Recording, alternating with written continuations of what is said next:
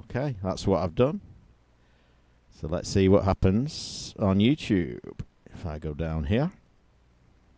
We may well be there. It will take a minute usually. Sparkle is in there now, I think. We've just hit the live button, so please do not swear. More than usual. Fuck.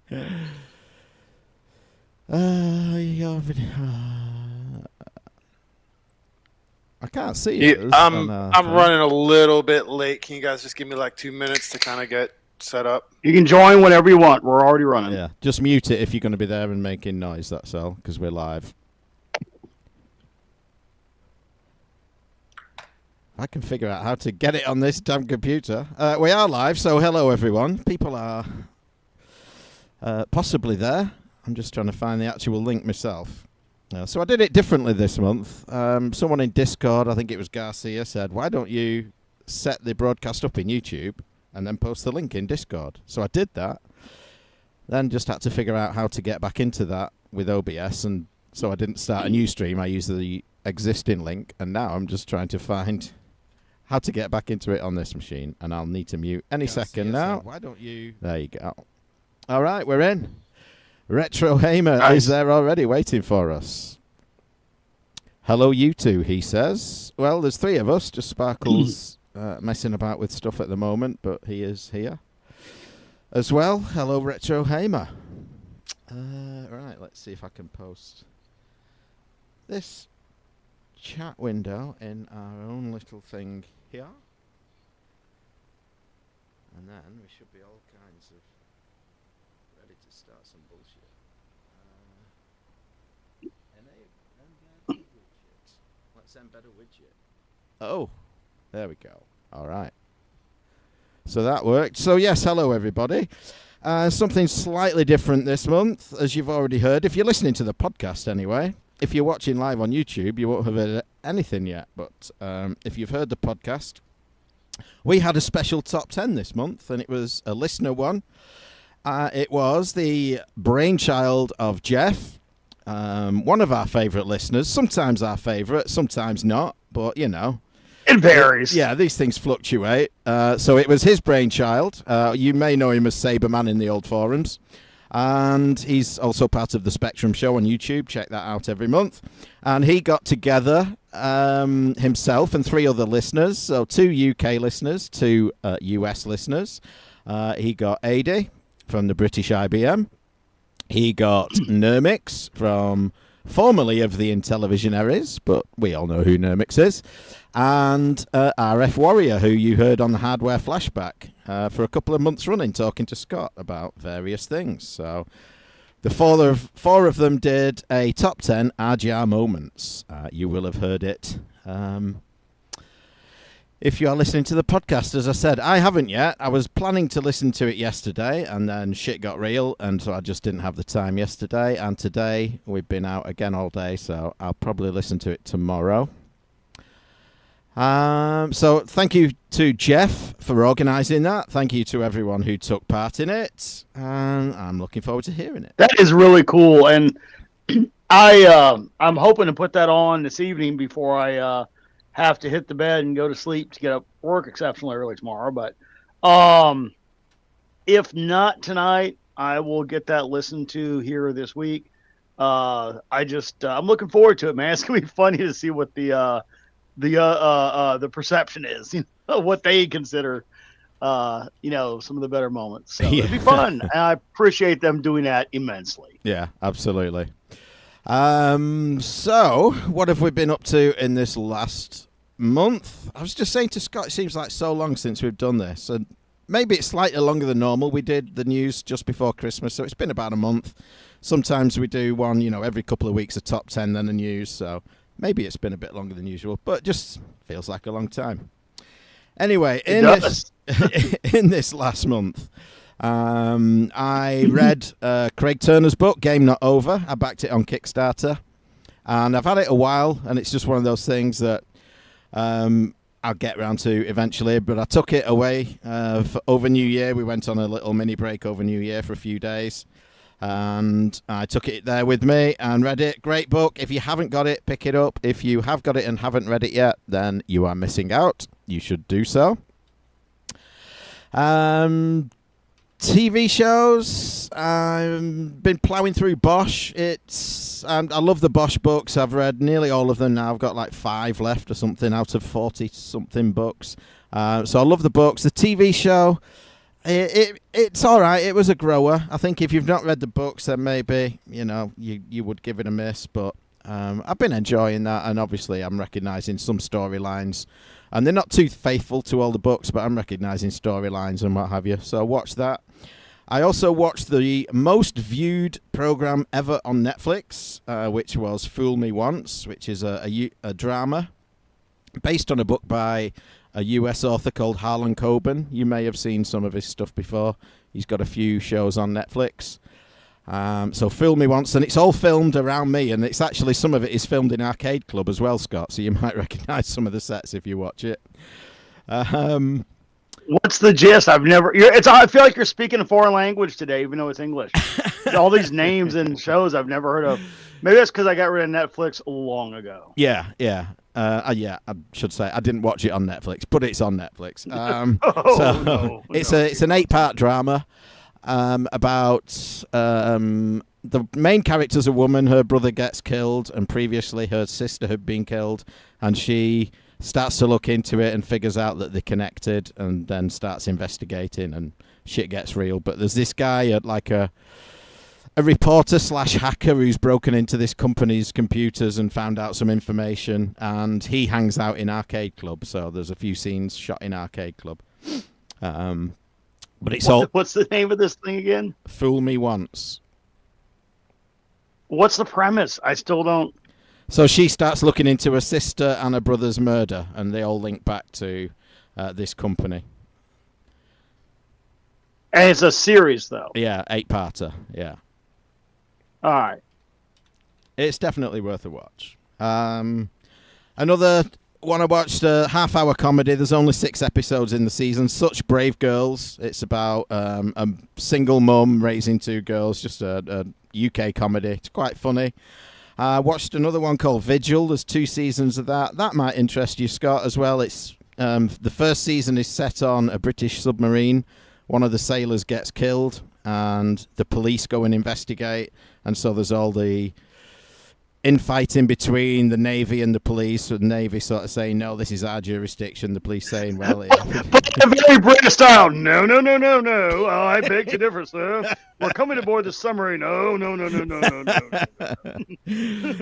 Yeah. This is Navy property. Well, it's parked in our area. We'll have to file paperwork. Yeah. Okay. You're parked in our river.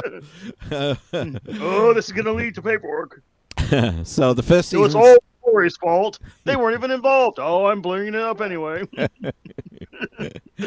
First season set on a submarine. The second one... Where's the second one set? I think it's set largely in the Middle East, I think. Yeah, forget now. I've watched that much shit. So I watched... I know Scott messaged me over Christmas, and I hadn't watched it at that point, but the Ricky Gervais Armageddon, which was... Yeah. Yeah. Good show, funny show. And I watched also, I presume you have too, the Dave Chappelle one, the new one, The Dreamer. I hadn't seen that. No, yeah, that's worth a watch too. And there's another series on Netflix.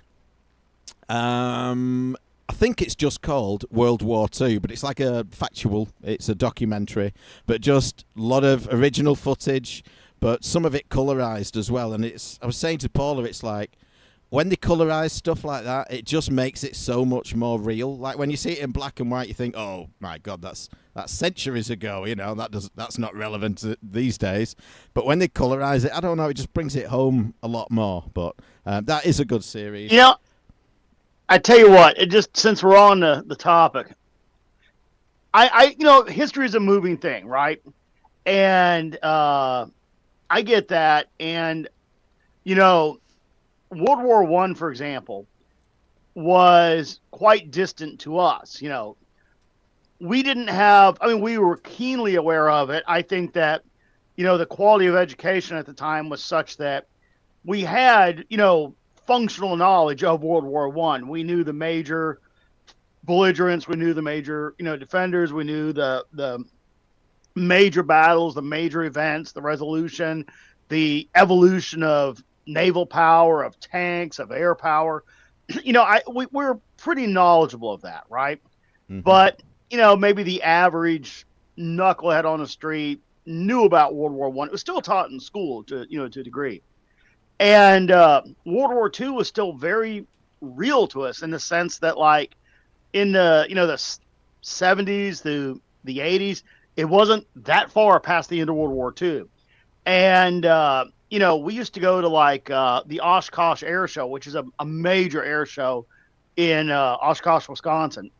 And there at the time, they were there. You got to remember, like, when World War II stopped, all the contracts for production of munitions and armor and everything else just slammed to a halt because they didn't need all that. It was horrendously expensive, and they're about to undertake the Marshall Plan to rebuild Europe. They had to occupy Japan and deal with the problems there. I mean, it was it was a hell of a moment. So all of the production was sitting in warehouses, and they made attempts, through the 40s, the 50s, the 60s. The high watermark probably being in the late 60s with the Army Navy surplus stores that were still selling off World War II stuff. Mhm. But even, like, when we go to Oshkosh Air Show in the 70s and even well into the 80s, you would go there and there would be these vendors, many of them World War II vets and some of them not, but they would just have crates of, like, steel aircraft cable, pulleys, bolts. Like I remember seeing, like, World War II fighter, the throttle quadrants. We have, like, the throttle and the prop pitch and the mixture and, other various, whatever they cluster onto that control. And they were like $30 and there was bins of them, but all that stuff was just so common. And, our grandparents were the World War II veterans. My bus driver was a World War II veteran, and he took no shit. Like, the guy literally fucking survived a war in the Pacific, with the Japanese Empire, and he was no mood for you fucking running your mouth after he told you not to run your mouth, Yeah. So, he told you that bus, and this is maybe where I get my, spirit of punctuality and other things from, but if he told you the bus left at 7 a.m., he didn't mean 7:01. If you were running towards the bus, too fucking bad. You literally had the entire year to prepare for that moment. Yeah. And, so, he was the real deal. I remember in the Lemmy documentary, he talks about the fellow down the street who, maybe liked the young boys, and his name was Mr. Brown Sword. Yeah. He goes like, no, you couldn't make that shit up. Well, we had a guy, our next door neighbor, his name, couldn't make it up, Dick Forward. What a great name. That's what it says on the tin. What can Yeah, you say? yeah, exactly.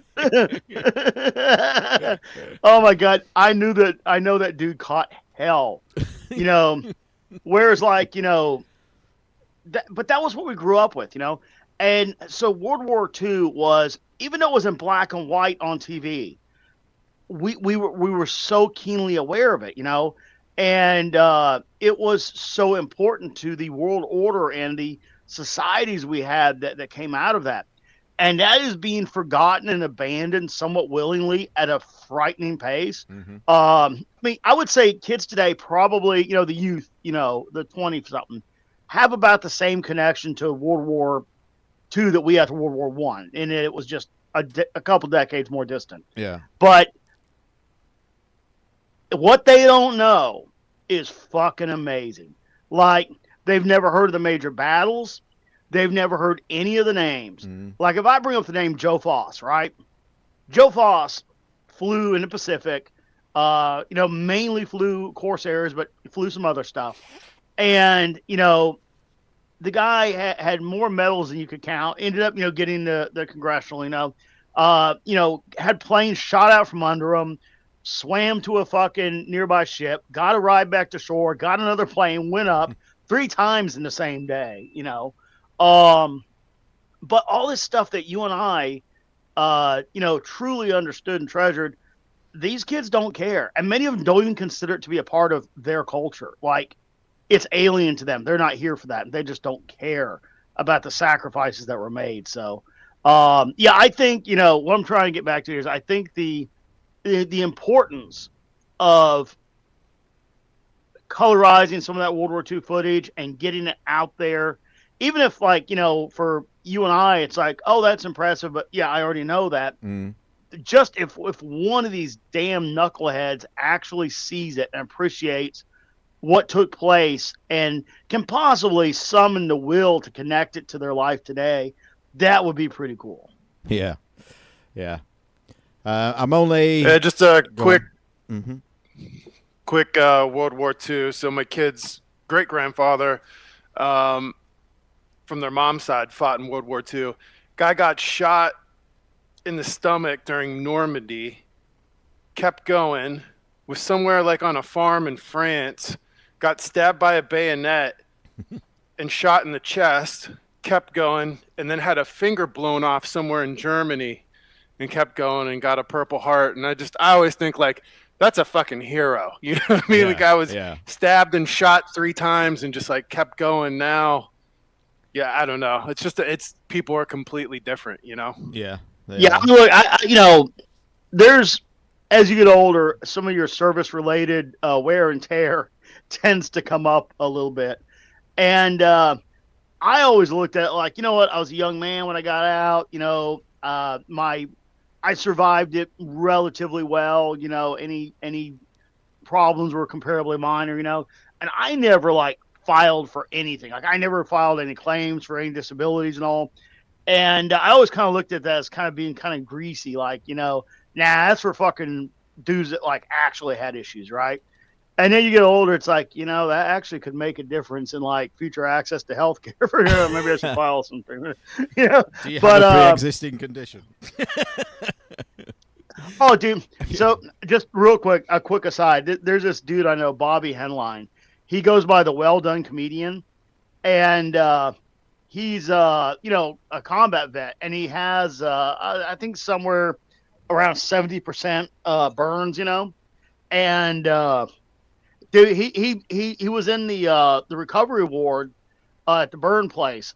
And, the doctors and nurses were like, have you thought about what you're doing, now that you're out of the military? Because he was on, what's called medical disability. Basically, like, you're out of the military, but they're going to take care of every medical matter, after they get through with people that just fucking broke into the country last week. Because they are doing that. They are kicking veterans out of line for their services to take care of illegals, and that is happening. But anyway, who the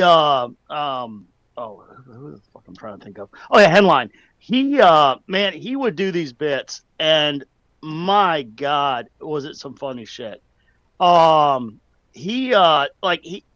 His comedy is based on his experiences, right? So, the doctors and nurses are telling him, hey, you keep us laughing here all day. You should go into comedy. And he thought, you know what, I will. So they were doing this documentary at the time, and it was about, troops that, veterans that wanted to be, become stand-ups. So it was very respectful. It was shockingly good for Hollywood. They did like a evening at the Improv where they had, all those guys came up and did their routines, and then they turned it into a special. And so Bobby participated in that. That was one of his first big acts. And he did a thing for our club. He came out and did a performance. And, dude, it's fucking brutal. It's some good shit. It's like, imagine, like, Ricky Gervais as an actual, like, combat veteran, right? So, dude, he does shit like, walked up to this chick, and she's probably wondering, like, why this, burn guy's looking at her. So I slide up to her and say, hey, babe, once you go cooked, you're hooked. And he started, like how people pulling campers, they all have that little wave, they do to each other when they drive by. Well, us burn guys, we have a wave too. You learn on the first day, and he just sticks his hand up in the air.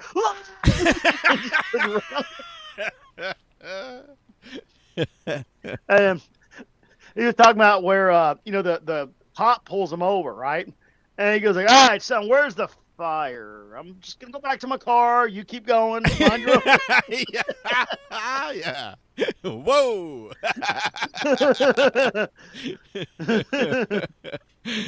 Oh dear. Oh, dude, yeah, it's some funny shit. Yeah. Back to All right. my month. So I've been playing a ton of games. So as you know, I got the Steam Deck, the new terabyte OLED Steam Deck. Just been hammering that, playing loads of games, dipping in and out of quite a lot of stuff. But went back through all the different Mario Kart versions. Did the 50cc Cup on every version of it, and the 100 on most of them as well. Decided that I always thought, oh, I like the N64 version, and I kind of do, but I think I like the tracks, some of the tracks that it's got, not so much the game, because it does cheat really pretty bad. You know, you just hammer it, and then, you know, one thing happens to you, and they're right behind you again. So, yes, it cheats, and I realised I don't like it as much as I did. But, yeah, I've been playing all the Mario Kart versions. Gone back to Metroid. Been playing through couple of Metroid games, went back to the original NES one, and then the remake they did on the Game Boy, which was Zero Mission. Same game, but with a map and obviously better graphics and things, so I've been playing through some Metroid. Been hammering Tetris Battle Gaiden, because I've played it a lot before, but there's 8 different characters in there, so I'm going through, beating, you know, all the other characters and then the bosses, playing as each different character. So been playing a ton of that. I played, and I'm still playing through, some Super Mario Odyssey. Now I know, I'm pretty sure Scott's completed it. I'm not sure if Sparkle has. I've got Which system is that? That's the Switch, right? The Switch, yeah. So it's like Yeah, the 3D game. And I thought, I've done like 5 or 6 worlds. I don't know how many there are in the game. I've just got the next one I'm at now is the Metro one. I think that's World 6 or World 7, something like that. And it's like every other world is like hit and miss.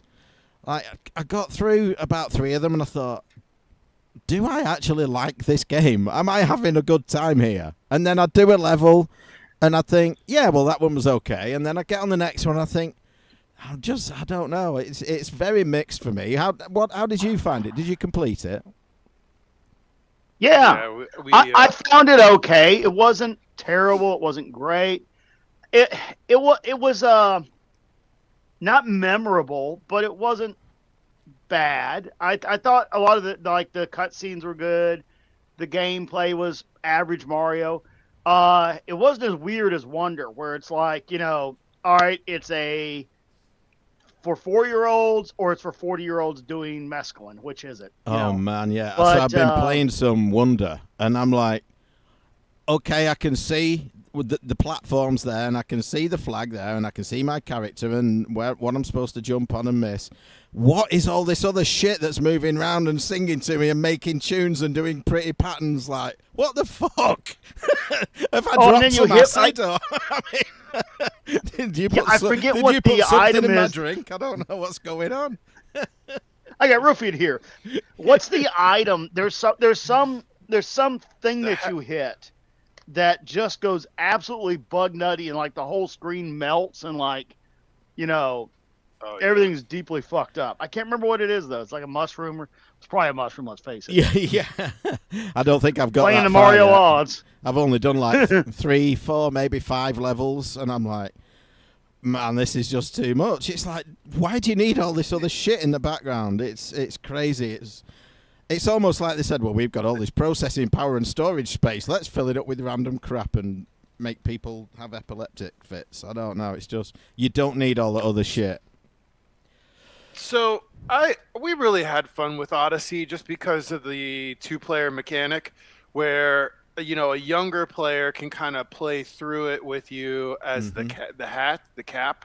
Yeah. And when it came out a few years ago, my daughter was pretty young, so like that was a good way for us to play together, and I really liked, you know, it worked really well for us. Now if I had older kids, or, you know, like a teenager or something at the time, they probably wouldn't have enjoyed being the cap and just kind of flying around and stuff. But yeah. for for somebody that has like a kid that's like under 10 or something that you want to go through it together, I think it's a cool mechanic, and I really enjoyed the Metro stage of that. Yeah, was, I'm just about to start. quite a that one departure. Yeah.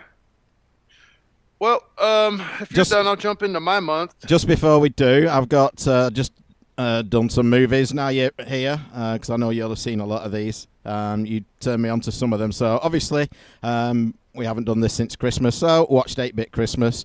And like Scott said a while ago, like he couldn't even remember if he got the NES at the end or he didn't. Well, and I was the same. I'm like, I've seen it once, but I'd forgotten all about the Treehouse. Literally forgotten all about it. Anyway, good Christmas film. It's kind of just like almost a retelling of A Christmas Story. Similar thing, but yeah, good film. Definitely worth a watch. Watched Saltburn, which like people are. It's like it seems to be like you either love it or hate it. There's no in between.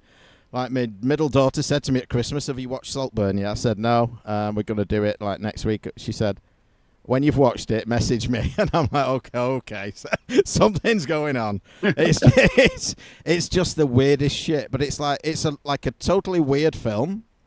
But it like some weird films, you've no idea what's going on and why they're doing what they're doing and what's happening. This is just it's just like seems to be weirdly shot, but you know what's going on pretty much. It's just got to the end of it and I'm like, I'm not sure really what I just watched. And like the next day, Paula's saying, I'm still thinking about that film. She didn't enjoy it at all. And she's like, it's going round in my head anyway. Phoned my daughter, said like we'd watched it. And so I'm talking about it with her. And she said like she watched it at the cinema, came out and like all the next day, she was still thinking about this film, not sure what she'd watched. So I won't spoil any of it for you, but it's a love it or hate it. And yeah. Well, I'll let you decide. I watched another one. It's a low-budget Spanish film because I'd watched a few sort of time travel movies, and this was one that came up on a list I was looking at called Time Crimes, where a guy is sort of, going through the same sort of scenario over and over again. Like one of his neighbors has a time machine that he gets into, and so it's again, won't spoil it, but normal kind of that kind of thing. If you've seen a film Triangle, which I think was Australian, similar sort of thing to that, the same person is in each scene a couple of times, but they don't realise it at the time until obviously the story unfolds and you see what's going on. So that was okay. I mentioned it last month, I'd watched the first film in a trilogy, the Fear Street trilogy. There's like a film set in the 80s, then one in the 70s, and then one in like the 1600s or something. And yeah, a bit teenager-ish, but worth a watch. I think the second film set in the 70s, it's almost like a Friday the 13th. It's set at a summer camp kind of thing. I think that was the best of the trilogy, but worth watching. Not the best horror films ever, but definitely worth watching the series. And then like Sparkle, I know, has mentioned Terrifier and Terrifier 2 a few times, so I sat and watched them, and I'm like, dude, what the fuck? This is just mental. It's like, it's actual mental. Have you watched them both now? Yeah. And like, listen to this. It's crazy. So my lady tried having our daughter watch it, Terrifier 2. Last year, I think, when she was like 11 or something, or 10. Wow. And I was like, No. what the fuck? Like, yeah, she bugged out after, like, my daughter was just like, like after like 4 minutes in or something, she was like, nope. Yeah, it's probably the most gruesome horror movie ever. Yeah. I think. I think when that thing came out, I remember reading people were like throwing up on themselves and shit in the movie theater, and it was just like. I could tell you which scene it was. It's where the woman's hanging upside down. You remember that getting scene? cut. Yeah. Yeah. I'm like sit watching it thinking, fuck. If you've seen Bone Tomahawk, You're like, they're not really going to do this. Yeah. Yeah, there's a scene in Bone Tomahawk that people always talk about. It's a similar principle, only with a saw. Just mental. Two mental films. But like the clown's face, just like his facial expressions, he laughs at people, and that girl, like he's got a girl and he's almost completely destroyed her. She's on the bed, and then a friend like thinks she's dead, and she sits up, and then he's pointing at her, going, "Hey, look what I did," kind of thing. He's just, it's insane. It really is. Then I watched only a couple of days ago. Watched Barbarian. Kind of disappointed with it. It was interesting, I think, when it did kind of the flashback to when those houses and that street was new and the guys going out for baby supplies. Like the way they shot that in all bright colours and like some weird camera angle and what have you. I think that was interesting. It's like watching Cat in the Hat, I think, that bit. But yeah, slightly disappointed with the film. And what's that one? The Cat in the Hat. It's like the Dr. Seuss one with the Wait, Michael no, Myers. you said Barbarian. Oh yeah, it's a film where a woman goes and stays in an Airbnb, but there's already someone in there. Yeah, I thought that was pretty good. That just sounds like misbooking. Sorry, I'll leave. Oh, slight inconvenience. Looks like we both had the same reservation. Oh, that website. Let's give them a call. Okay. Yeah. Still on hold. Still on I hold. thought Barbarian was like a pretty good, solid, B+ horror movie. Yeah. I mean, it's interesting the way they did some of the stuff, like in the tunnels. Like there was a spate of films coming out where I think the first one was called Mama or Mother or something like that, and it's all like the screen goes black. They're in a dark room, a dark house, or whatever, and all they've got is a camera. And so every time they take a picture, you get a flash, and you see a brief few frames of an empty room, and then that there's a flash coming and there's going to be some shit there on screen. And that happened like on a few movies, one after each other. There was something similar to that down in the tunnels, which I thought worked quite well. But yeah, I'd just terrify you, man. It was just something like, what the actual fuck is this? Yeah, I've never been one for horror movies. I don't know what it is. I look at them, I'm just like, that's just dumb. I watched one yesterday. Was it? Yesterday, Dumb Money, which not a fantastic film, but it's a telling of the story of, you remember the shorting on GameStop a few years ago? It's about that, how they shut Wall Street down, and the hedge fund went under, and some of these Reddit people made millions. So it's the story of that. Not a fantastic telling of the story. They don't really get into the detail of why what they did worked, which I thought they might do a bit more. But yeah, it was all right. If you're familiar with the story and you know what GameStop is, then it's worth a watch. And that is pretty much my month. Okay. Let's see. I'll jump in. As far as gaming goes, let's see. I'm playing lots of pinball, going to like different pinball arcades, like a lot over Christmas break and stuff. And I just really got the pinball bug. I called Scott on a couple and sort of fired up my Pinside account and started looking at stuff that was around me and everything, and was finding some really good deals on some EMs, but and some older Gottliebs. But I think I'm just gonna save up. I got a daughter to put through college here pretty soon, so I've committed to selling some bottles, some of my bourbon collection to kind of fund the pinball, and I think I'm just gonna end up getting a newer one. I just really love Godzilla, but I was playing a bunch of Arabian Nights, just really having a good time, and kept kind of going back to that a lot over the last month.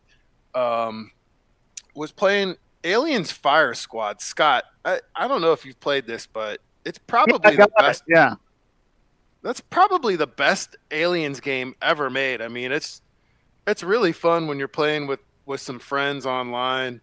I think there's 12. Reminds me of Back for Blood, but with aliens instead of zombies. Yeah. I mean, it's like a B tier game. It's not like AAA quality, but it has all the right beats. You get it's a fun shoot. So if you're into the lore and the Prometheus and the engineers and it it kind of does a lot of fan service. Maybe it gets a little repetitive, but kind of building up your characters fun and stuff. And I think it was like I think it came out free on PlayStation or something in November, and just kind of played that a bit over the holidays.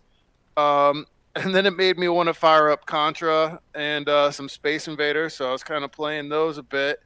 Got Witcher 3 kind of fired back up on my PlayStation 5. Like I knew that like they somehow CD Projekt Red's like really generous with like giving out stuff. Um, and there was like a free upgrade where you could like transfer it from PlayStation 4 to 5 or something.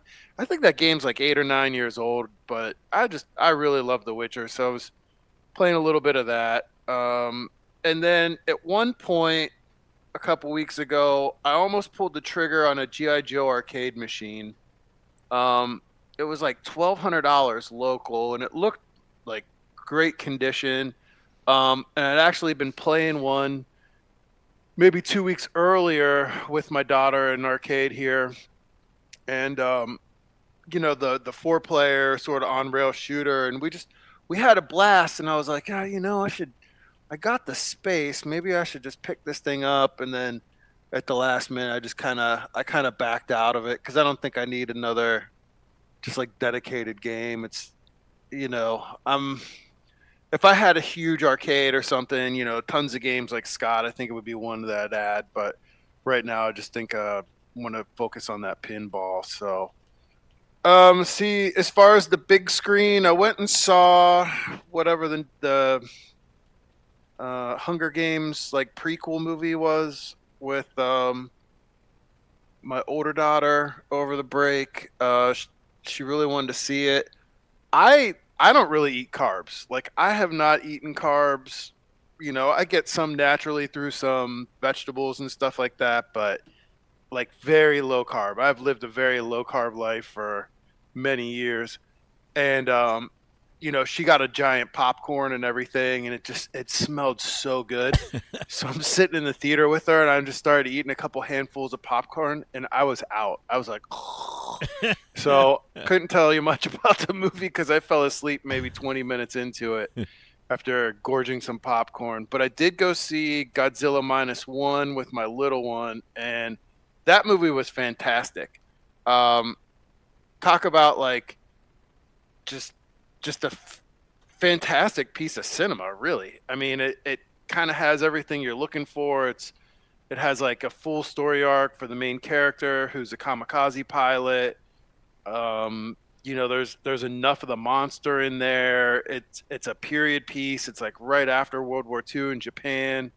I mean, it had me and my daughter teared up. Like we were fucking, waterworks were about to go off watching a Godzilla movie. I think it did really well. Like, I think it only paid like 12 or 15 million dollars to make it. It's all in Japanese. It's from Toho, Japan. They, it's just a really good sort of classic kaiju movie. Like,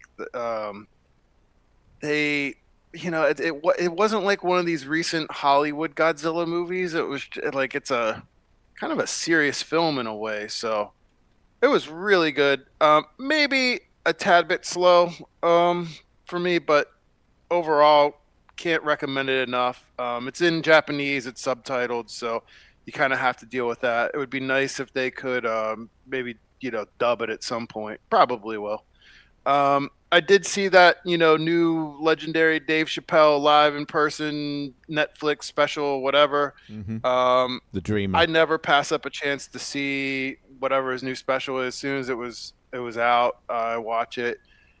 I really like Dave Chappelle. I don't think that this was his best one. I thought the recent ones, this was maybe lost a little bit of steam. It was a little more storytellish than some of the last ones. I mean, it definitely has some hilarious moments, but I don't know, maybe not as good as it could have been. My life's been hectic. We're in full swing with volleyball season, so we're traveling all over basically every other weekend now, going to tournaments and stuff. College visits are heating up my daughter applied to like, I don't know, I think like 15 colleges or something. I've been keeping a spreadsheet, and it's just it's kind of funny to see some of these schools. She's going for pre-med, and there's some schools here where it's like they're throwing all kinds of money at her and scholarships and stuff, and I'm like, hey, you could like go to this school, and I can pay for all of your schooling and buy you a new car because it's so affordable. And she's like, nah, I don't like that school. There's like weirdo gamers walking around campus. And then some of the schools that she likes, they're like $65,000 a year. So I'm like, you better find some scholarships because I'm not paying that much for an undergrad. You better learn to like some gamers. Yeah, smoking crack if you think that you're paying like $250 for an undergrad. Like, get the hell out of here. We're going to see a school in Florida actually this upcoming week, so we'll see how that goes. For as far as shows, I nothing like a good dose of Edgar Allan Poe. I like the macabre, so I was checking out that Fall of the House of Usher. I think I'm on like 7 of 8 or something like that. I don't know. I kind of ran out of steam. I guess I need to finish it up at some point. Like I liked it. I didn't like it. I don't know, but yeah, I don't know. I think I need to finish it, and then give a final sort of opinion. And like I said, I have been offloading some bourbon bottles. I've cleared out most of my Booker's collection. I won a couple bottles recently. I won a new Old Forester 1924. I got like some Willet Purple Tops, which was pretty nice. I have some pending trades and stuff like that. I'm putting up my High West whiskey collection. I have a guy that's interested in like a 20 bottle vertical or something like that. So, I'm going to be thinning out the herd a little bit. But yeah, like, doing some traveling. So I'll probably be playing some stuff on the phone, some Space Invaders and stuff like that. But that's it for me right now. Well, I tell you what I hadn't been doing is playing games because there's fuck all out there. I thought, I thought it was bad a while back. I did. There was a period there where it seemed like a lot of the gaming companies were far more interested in making EFTs, NFCs, fucking tokens, fucking gimmicks, bobbleheads, figurines, anything but games, right? And those things are not games. They're just ephemeris, right?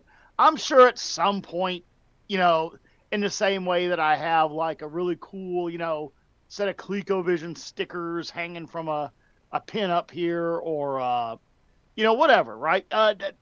Those things will be found to be cool by people in the future. But, right now I'm looking to buy video games, and that's not happening. So, funny enough, there was a GameStop near me, and you could smell the desperation, right? Like, you went into the store, and the only reason I have to go into a GameStop is but one reason. I'm going to go in there and take a look at all the games and go, all right, what the hell for the PS3, PS4, PS5, Xbox, Switch, whatever, have I not freaking played yet, right? And I'm going to stare down all those games and go, okay, I haven't played that. I'm going to buy that, right? And then I go over to the new games and I go, okay, let's see. No, stupid, sports, shitty racer, kitty game, no, done. And that's all there is. And they haven't even been making those lately. It is amazing how I've not quite put this formally into like, I haven't put all the parts together to say, yeah, this is what's going on. But I'm starting to have a suspicion, guys. I'm curious, when I get done with my sort of month here, let's take a minute to maybe sort of panel discuss if we think there's some validity to this idea I'm going to present. I think it's possible that we are headed into a second video game crash. And when I say that, okay, the first one happened. Why? Because video games were too popular and it was unfounded and it was new territory, right? So what you ended up with, we all know, just gluts of, terrible titles that people tried, didn't like, maybe even wanted to return. And we said to ourselves, hey, are video games a fad? Is it over with, right? That's not exactly what's happening now. But I do remember distinctively going into the stores, after Christmas, 84, where a lot of games didn't sell and they still had gaming systems stacked up. There were so many games unsold and retailers got burned so bad. We all know the classic story, right? The retailers got burned so bad. They returned massive amounts of merchandise, that had been returned to them. And they were like, yeah, video games, we just ate shit on this. We're not doing it again. So, all right, video games were not to be found. Like I would go into the store and there would be bare shelves, or they would have other things. And you'd say, hey, where are the video games? Oh, we don't carry those anymore. And I remember somebody distinctively said that to me, and it was the case. It was the truth. And right now we're in a similar situation. Okay. So if I went into, let's say, Walmart, Target, any of the major U.S. retailers, right? Even GameStop, there is more empty white space than there is video games. Now, if they have the little glass case at the end, they have the systems, which there are sometimes systems in there, sometimes not. But the games are just so sparse. I mean, they have usually a classic section, which was the good shit that was sold maybe 4 years ago, but none of the new stuff is there. And, it's starting to become, it wasn't like maybe a year or two ago when I brought this up. It was like, okay, post-COVID supply chain issues, what have you. Maybe the demand is still there. I'm really starting to think the demand is not there. And I think what happened is the companies miscalculated. They thought they could get away with not putting the effort into making games. That gamers and their economics comprised more than just games. They honestly, I think, thought they could get away with just spec ordering, getting rid of these expensive developers, getting rid of the things, and then monetizing the properties, the IPs, going to these spec manufacturing companies and go, hey, look, Final Fantasy VII, we re-rolled that 6 times, it's hot.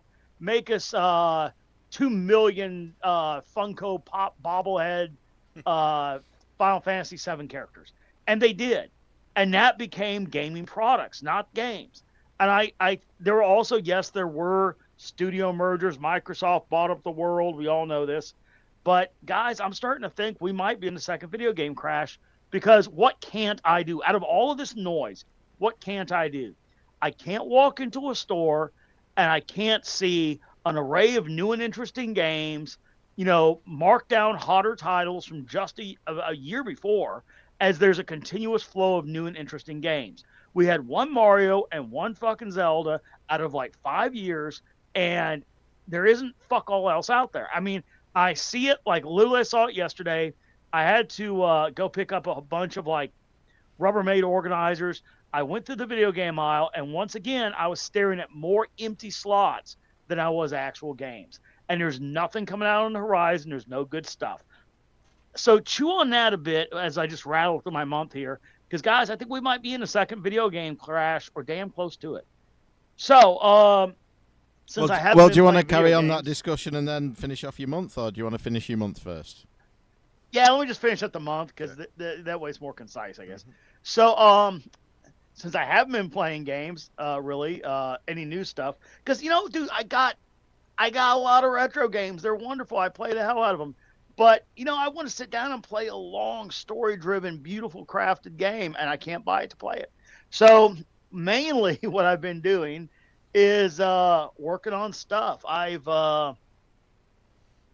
got through restoring over my head here. There are 2 Tamiyas. For you listening on audio, it doesn't mean much.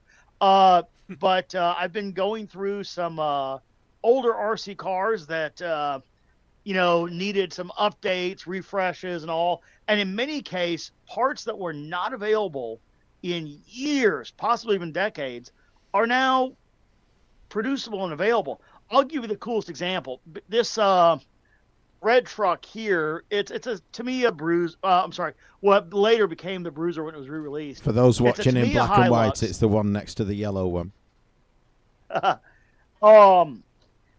So there is a complex part that forms the entire structure of this truck.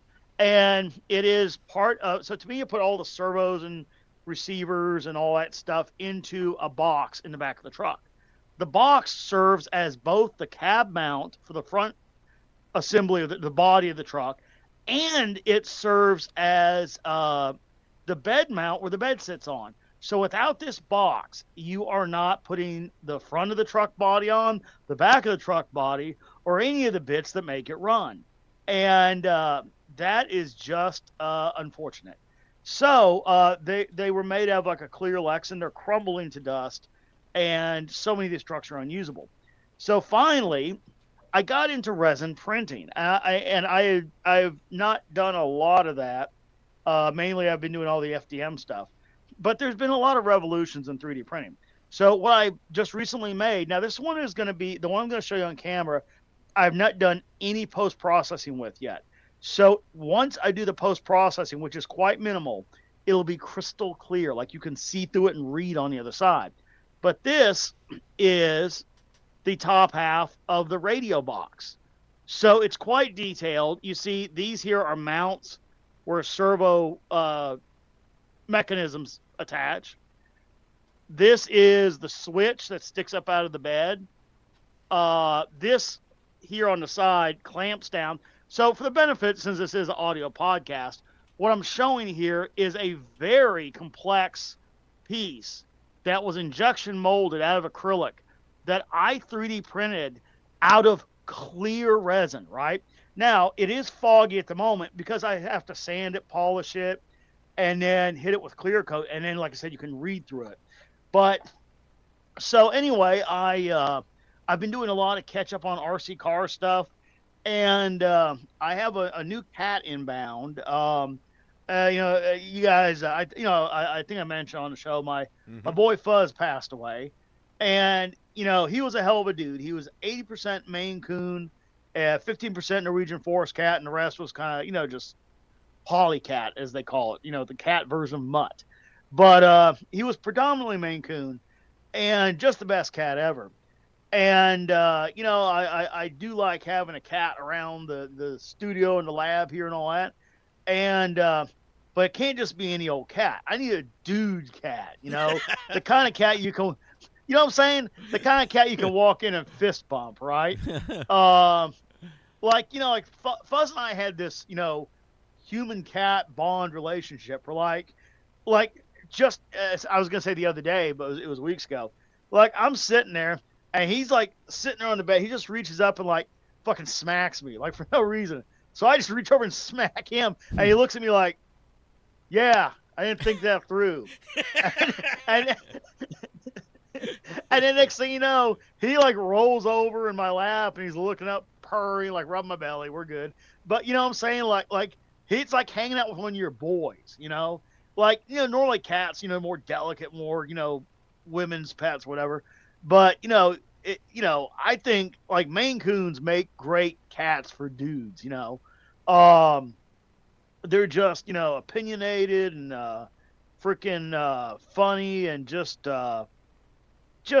great, a great breed. And so anyway, I did a lot of looking. I found a good breeder. And I've got my my reservation in, so early March should be getting this Maine Coon kitten, which complicates things because my lab is set up kind of as a lab. So Fuzz, he didn't bother anything, man. Like I could have a bunch of delicate screws from a laptop laid down on a tray. He wasn't gonna bother it. A kitten is gonna go, wow, screws, bang, So yeah, so I had to go buy like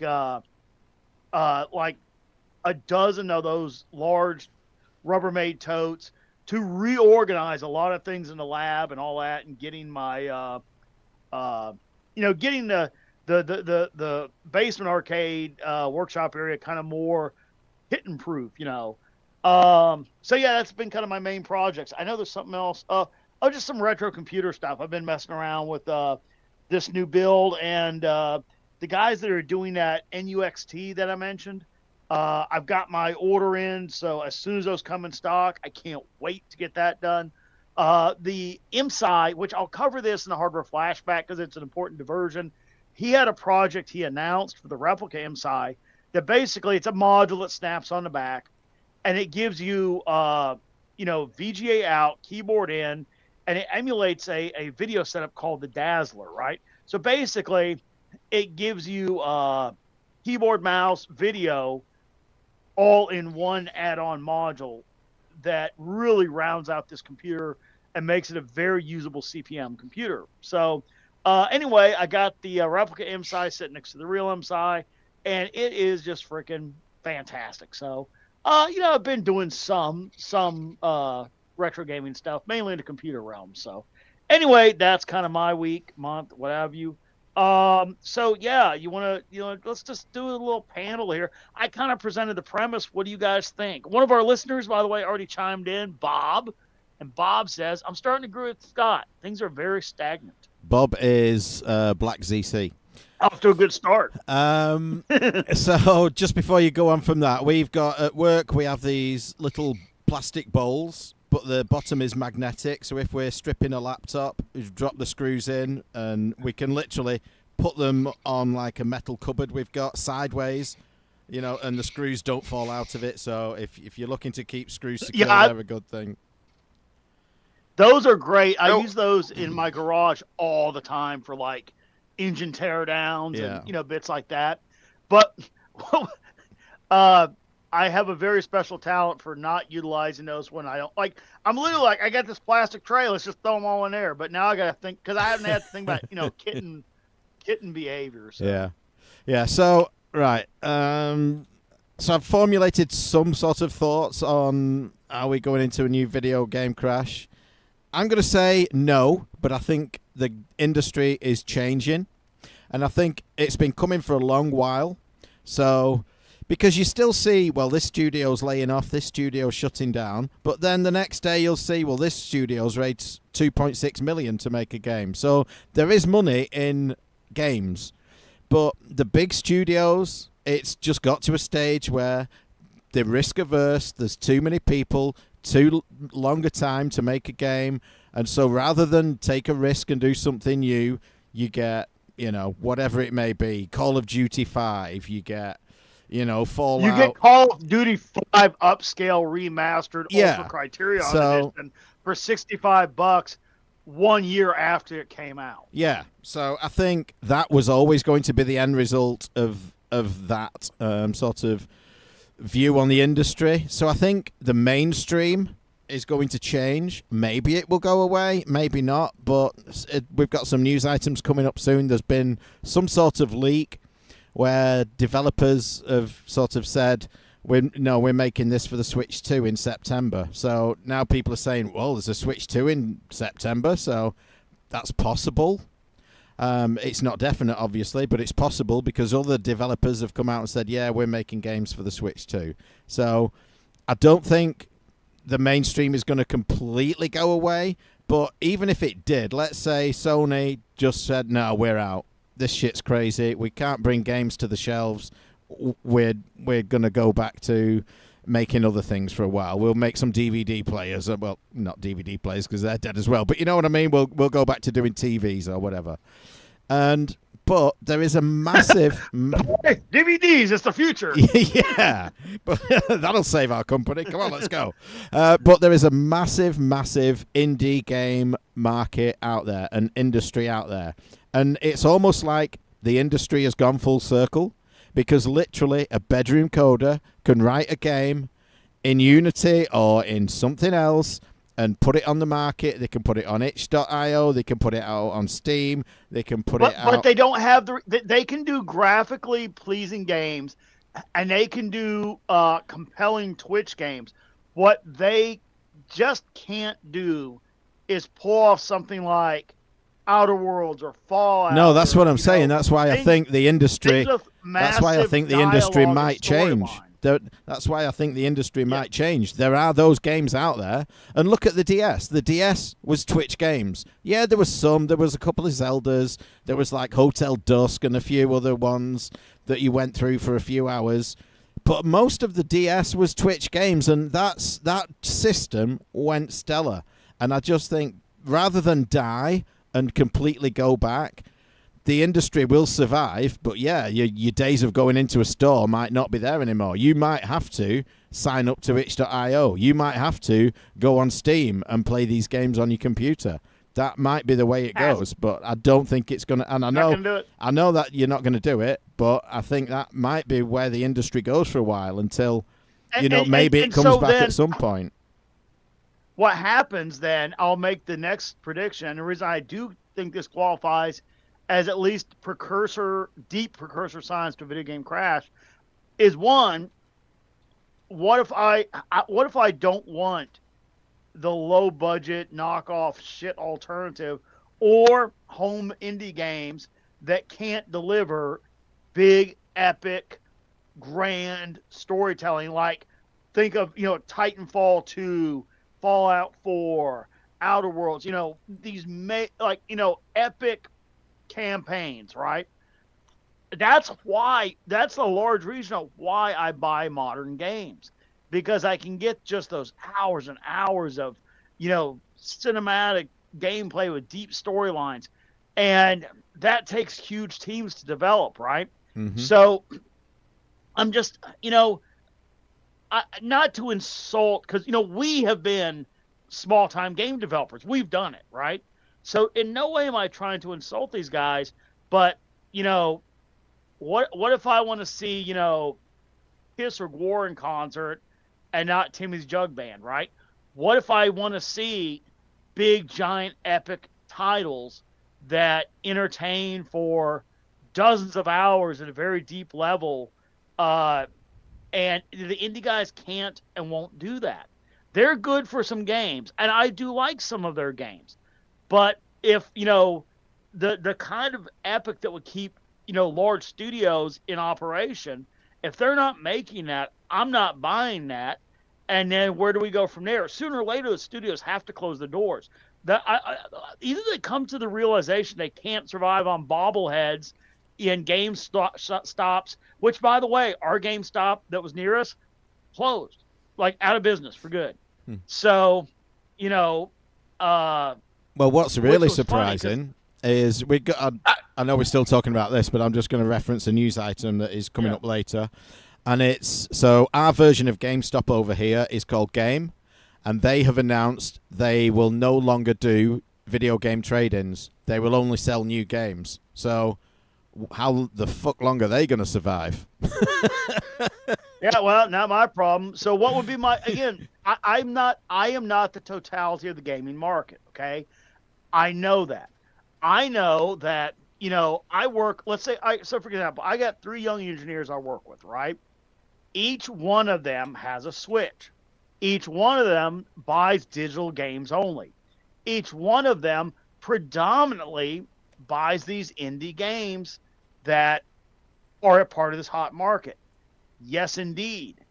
But I am a gamer too, and I've been a gamer for like 45 years or more.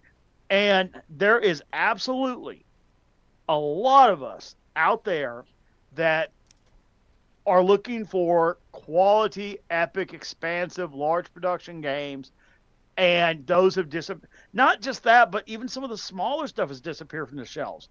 I mean, they're pretty sparse. And it's not just A+ big titles. So if they don't, well, I guess what I'm getting at is this.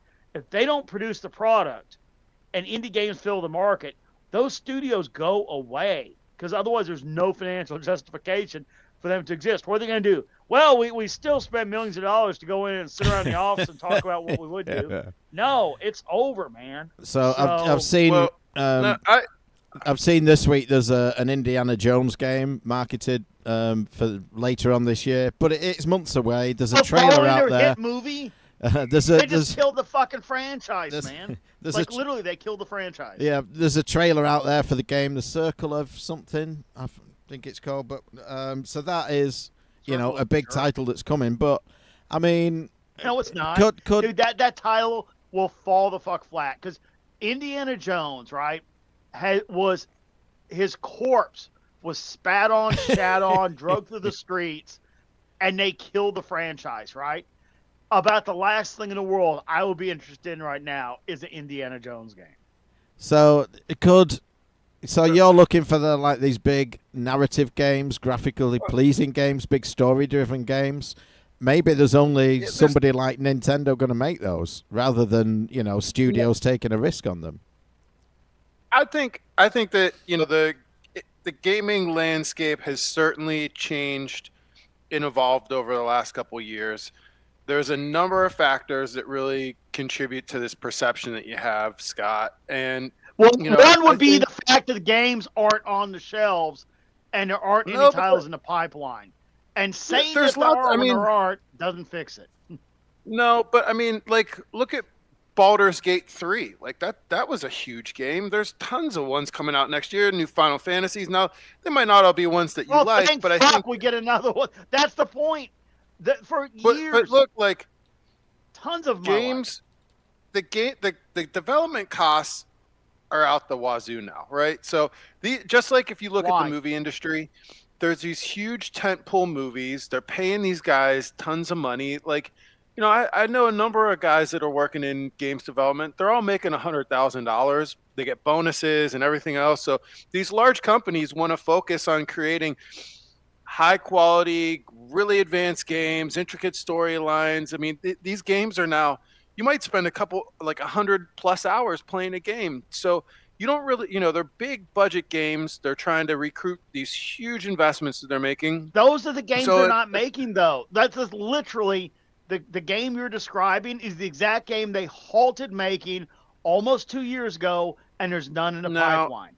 I think it's just like Hollywood, where you have 6 huge games now a year instead of where they might have had 25 movies years ago, and there's a couple smaller beats in there. They've just moved to these larger. Okay, so you're stating what is. time-consuming- That doesn't make it satisfactory.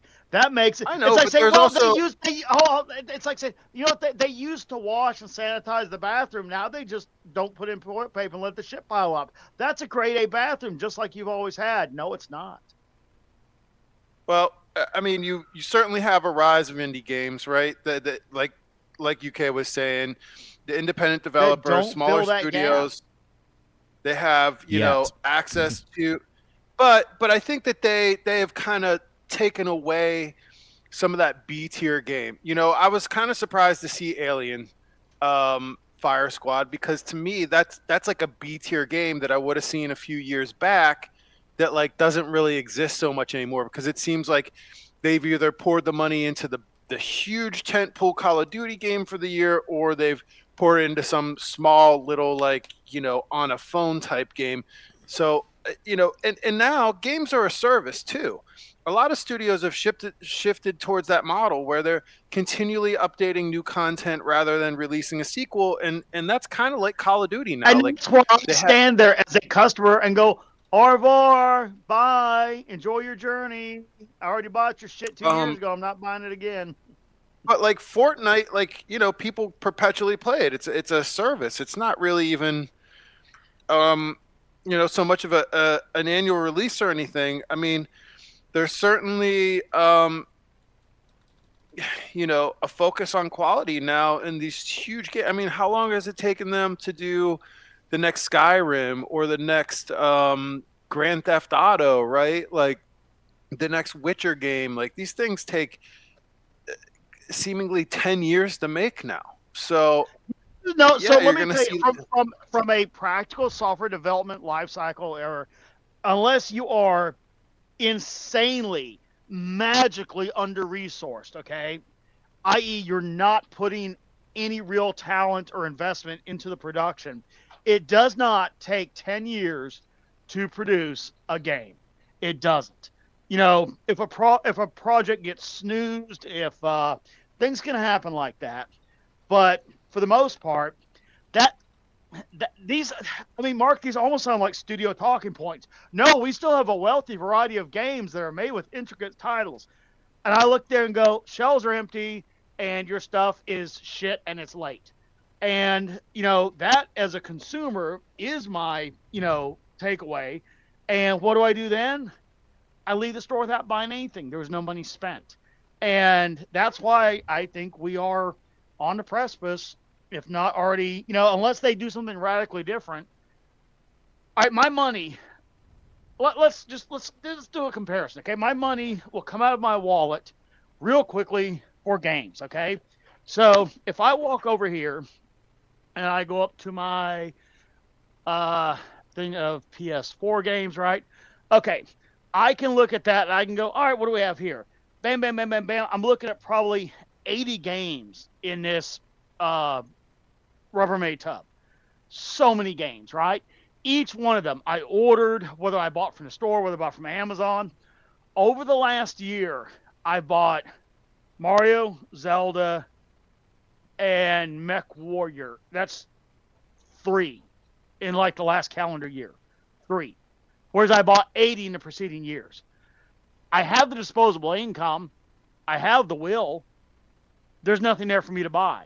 So maybe it's healthy for 18 to 24-year-olds who don't care about anything but Fortnite, but it's not a healthy industry that's producing product, for me, and certainly no money is being spent.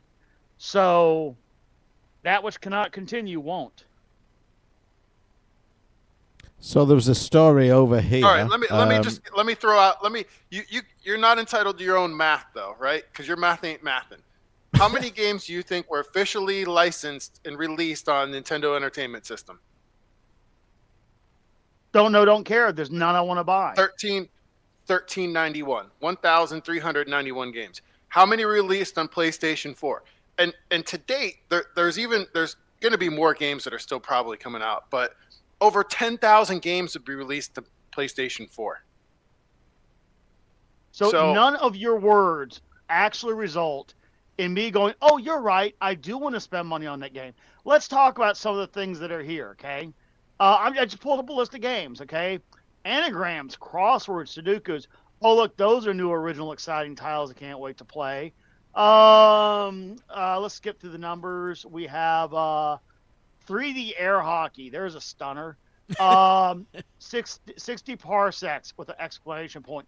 4x4 dirt track. I bet that's a high-quality, exciting racing sim. No, it's not, shovelware. Almost not even worth publishing. 911 operator, 99 Vidas, whatever the fuck.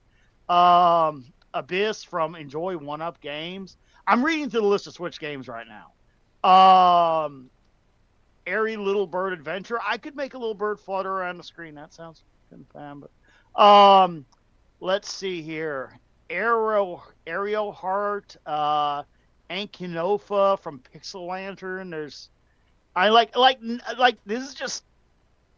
This reminds me of when they used to hang a bunch of CDs from a fucking peg in the store in a plastic vinyl thing. And, oh, here's CDs since you have a CD-ROM. And it was like just literally 20 CDs of shovelware. And that's all I'm seeing here. Oh, look, there's Animal Doctor 1 and 2. Animal Fight Club. Somehow I guess that's less exciting than it sounds. Ape Out. Archery Club. That sounds compelling. Listen, how much So, shit Sparkle, came out what on are this? you playing? You and Scott like very similar types of games. You'll cross over with genres. So what are you playing, and what have you got in the pipeline? Bethesda got purchased, so I'm a little bit nervous, but I mean, honestly, man, like I don't have the time to game like I did at one point. I'm kind of in a busy time with work. Mark, turn into the skid. If you try and steer out of the skid, you're under trouble. Turn into the skid. No. Man, but listen, that sounds like SoCal dissolving one of his companies. The guy drove a Kia. He showed up at the thing. I'm still playing. I still love Red Dead Redemption. Like, it was a great game. So I'll still pop in Red Dead Redemption 2. I'm still playing Witcher 3 from 8 years ago because I love it so much. I haven't really felt the need. Like I know you don't like the little subscription model with the free things, but I pay for the PlayStation Plus. I think it's nice. Like every month I get another game and I try it out. Like I got Star Wars Fallen Order. I played that for a while. It was kind of fun. We got some kind of racing game, Horizon something or other. It was really like a throwback. It was really fun. I played it for like a couple weeks. It was great. It was probably somewhere between Unrailed and Urban Flow for. No, it was like it's kind of like Outrun or something. It had like kind of like vectorized graphics. It was cool. I played through Alien Firestorm, Fire Team Squad, whatever the hell it was. I mean, that was fine. Like, if I didn't have that, I probably would have went out and bought something. I feel like I bought what the hell was the Leatherface game, Texas Chainsaw Massacre. I mean, God, I played Final or Friday the 13th. I probably put like 400 hours into that game over several years. I'm not the kind of guy that's like amped up to go out and buy stuff like all the time. Usually when I find something, I'm well, this industry should suit you well then, because you can't go out and buy shit. No, but like that Elden Ring game looks good to me. And quite honestly, man, like I don't feel the need to go out and buy everything like day one like I used to. Like I did with Zelda this year, and I mean, meeting literally, your need. There isn't shit for you to buy. But Zelda literally lasted me like from April, whatever it came out, through I don't know, beginning of September, and we pretty much completed like 90% of that game or something. We did a lot of stuff in there, and that's basically all we played. And I like going back and playing my retro games and like, hey, I need 30 minutes to jump into something. I'm just going to fire up like 1942 and do a little shoot 'em up action. So you play retro games. Yes. What does that have to do with a new... So what you're saying is their industry is not supplying you an interesting, compelling games, so you're playing stuff from 5 years ago, and that justifies the industry not doing well. All right, look, here's what I got right in front of me, okay? Red Dead 2, played it, beat it, done. Witcher 3 Wild Hunt is okay. Last of Us Remastered, played it, beat it, done. Metro Exodus, played it, beat it, done. Fallout 4, played it, beat it every way a man can. Alien Isolation, all right, yeah, played it, it was okay. Far Cry New Dawn, played it, beat it, done. Mass Effect Andromeda, played it, beat it, done. Cyberpunk, got bored and quit, overhyped shovelware. Days Gone, played it like 4 or 5 times. It's fucking fantastic. Mad Max, meh, it was okay. Super C-level title. Ghost of Tsushima. Where the fuck is Ghost of Tsushima 2? That's, you know what? I want to walk in the store. I want to buy Ghost of Tsushima. Here I got Far Cry, Dying Light, Metro 2, Titanfall 2, Borderlands, Where the fuck is a series like Borderlands? None of these things are on offer. None of them. There is a new Borderlands coming out on 2025, but I mean, like this year, I think Dragon's Dogma 2 looks pretty good. The new Alone in the Dark reboot's going to be good. There's that Banishers Ghosts of New Eden looked pretty good to me. I think there's a new Princess Peach game that'll probably be fun. I think that or Elden Ring looks fantastic. There's another Ark game coming out this year. There's plenty of stuff. There's like Hyper Light Drifter, I think, is making like a third person 2-player. Like, it's not going to be like a little. See, you've got games like that, like Hyper Light Drifter, which are great games, but Scott's not going to play them because they're digital. So he's just never going to see any of that market. There's that new Funko Pop game coming out. It's going to be hot. No, I'm just kidding. But that's a good example. Okay, so any of these digital-only games, right? And now John Carpenter's Toxic Commando. Can't wait. Bob repeated something that I have mentioned And I always like to give full credit to YouTuber Louis Rossman, who is the person I heard personify this. Others may have said it, but that if buying isn't owning, piracy isn't stealing. But if buying isn't owning, right? So I can go into one of these exciting digital game offers, right? That I say go into the store and I buy the game. How long do I have access to my air quotes purchase? And, 10, 15, 20 years from now, I want to bust out that game and play it. Denied. So, no, I'm not doing the digital shit. It ain't happening. But, So on that point then, is there like a limit? Because like I bought Celeste a few weeks ago when I got the Steam Deck, and it was like, I can't remember now, but it was like a few quid. Let's say a $5. Would you risk a $5 on a game that you can see video of? Yes, I like that. It's a fantastic game. It's rock hard, but people love it, and I thought, yeah, I want to play Celeste. I've seen people play it on Switch and what have you, so I knew I wanted to play the game. I'm willing to risk that $5 and play through the game and enjoy it, and then say in 10 years' time, all right, I can't play it, but it cost me a $5. Yeah. No, because here's why. I bought it's not... Left 4 Dead. I bought Left 4 Dead and played it on a laptop while my daughter was being born in the hospital. They're like, your daughter's almost here. Do you want to put that down? And I had Shaun of the Dead playing on a DVD player in the room at the time. And I just fired up Left 4 Dead and played it last weekend. So, I mean, I paid, I don't know, $30 for it digitally on Steam, and I still have access to it. And my daughter's about to be going to college next year. So I've had it for a really long time. In fact, my Witcher 3 disc is scratched, and I had I can't get it to play. I had to do a digital transfer between my PlayStation 4 and my PlayStation 5. The industry got to Mark. The industry has gotten to Mark. No. They've bought him off. He's literally promoting digital media as being more sustainable than otherwise, and saying not producing games is a rich tapestry of games to choose from. But that is a valid point. That is a valid point. If your disc gets scratched and it doesn't work, because Mike Garcia in chat there says he's got old PC games where the install key doesn't work anymore because it needs a server to verify it. But he's got the physical media. Should have never been the case.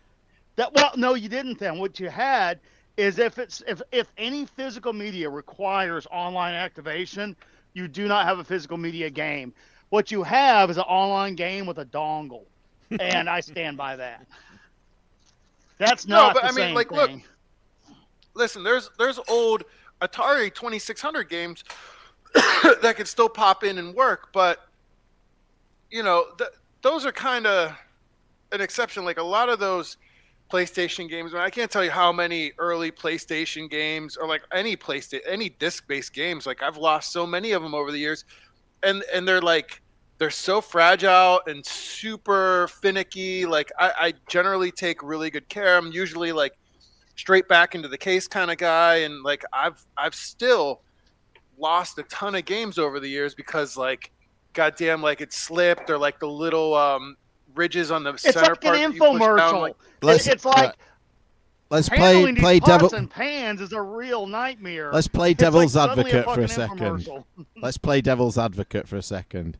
So, Scott, heaven forbid this should happen, but you've got a lot of electrical shit in your house. Let's say, and I say heaven forbid, you have a house fire and your video game collection gets destroyed. Yes, you'll get an insurance payout, but a lot of your shit you're not going to buy again. But if you have a house fire and you've got 100 games on Steam, you just buy a PC, buy a Steam Deck, download your 100 games again, you've got all your library back. Okay. Are you threatening me? No, I'm just saying that there. Because hey, something might happen to your house. You want to buy these digital games? Hey, something could happen to your house. Just saying. No, but there is an argument to say that if you're like my example before, I'm willing to gamble my £5 on Celeste that maybe I can't play it in 10 years' time, but I want to play it now. and I'm going to risk that $5 that, okay, I know I don't own the game. I'm going to play through it. I'm going to have fun, and I'm going to have my £5 worth of entertainment. So that's a separate and issue. then it's gone. I'm not going to validate by engaging in it their bullshit industry. I'm not going to be one to facilitate their easy transition to a model that doesn't work for me, right? So yes, I mean, probably it's a losing battle because these companies are salivating over getting rid of that $18.32 rotating media cost of locking down that box to where, for the foreseeable future, it's an iron fortress of they own it. And this is the other thing, something to be said for actual ownership. If, you purchase a device and like say an iPhone or whatever, and the manufacturer still has a reach, or a Tesla, whatever, the manufacturer maintains a reach into that device and will post-purchase, post-full payment, reach in and modify the functionality of that device, we are a hard no. We are not going to be friends. I will not buy your product. And you might go, yeah, but the Tesla has a 10.9-inch dash. Don't give a flying fuck. I'm not going to do it. And, I do mind I do mind the fact that this is what they're going to. I'm not going to passively go for it. I'm not going to cheerlead it. But my point is, I mean, my point that I kind of wanted to consider here is the fact remains the shelves are relatively empty. The title stream is a fraction of what it was, and they're still consuming oceans of money and producing nothing. That cannot continue. And they have lost giant section of gamers before. They've lost massive populations. And every now and then they make an effort to refine those gamers. Am I saying it's over forever? No. But they may look at it, this new model of theirs where they don't make games, they rarely make them, and it's, forced shovel content. And they might look at it and go, 4 years from now, we are going to go out of business unless we start making the other half of what gamers want, which is high quality, epic games in a physical package. And we serve that market or we perish. And if everybody just goes, oh, I'll do what they say, that's all you're ever going to have. Revocable content. And you don't think that they're salivating to revoke things at a higher rate? I guarantee you they are. So you asked at the top, are we heading for a video game crash? I don't think we're necessarily heading for a crash because there's so many aspects to the industry. What I think we are going to see is a massive change from those mainstream studios producing super cinematic mainstream games that take hundreds of hours and millions to produce. Yes, that could well go away. There is another video game industry there, and people like yourself don't want to engage with that, and that's fine. But I think there are games out there to play, but you're not going to see them. And so, yes, you might find that you've no video games in the next couple of years, but there will still be a video game industry. It's just a different industry. And I'm not saying that's good. Well, I'm not saying it's big, and I'm not saying it's clever. Yeah. But I'm saying it could well happen.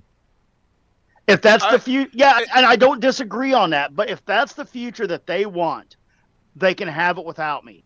They can sail off into the fucking sunset with a boat full of fucking Funko bobbleheads and fucking, 8-year-old fucking tiles re-released, slightly upscaled for full price, and everybody can show up at the party and enjoy what gaming has turned into. I ain't gonna be there.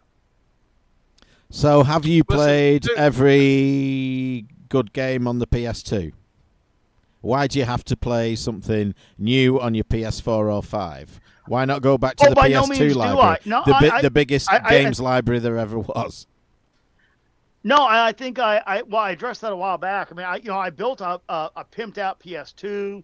I do like, that, but again, as I said, I like a retro library, which includes the PS2, and then I like new games as well. I'm a gamer, right? So, if the gaming industry is choosing to bow out of producing what I want, I'm not going to buy the alternative, which is something I don't want. Mm-hmm. And I'm just not going to do it. So, for a sizable portion of the market, it is a second game crash, I think, or headed towards it. I'm hoping that the numbers of, gamers who don't want, small studio shovelware or, Twitch games or, the infrequent once every couple years Epic.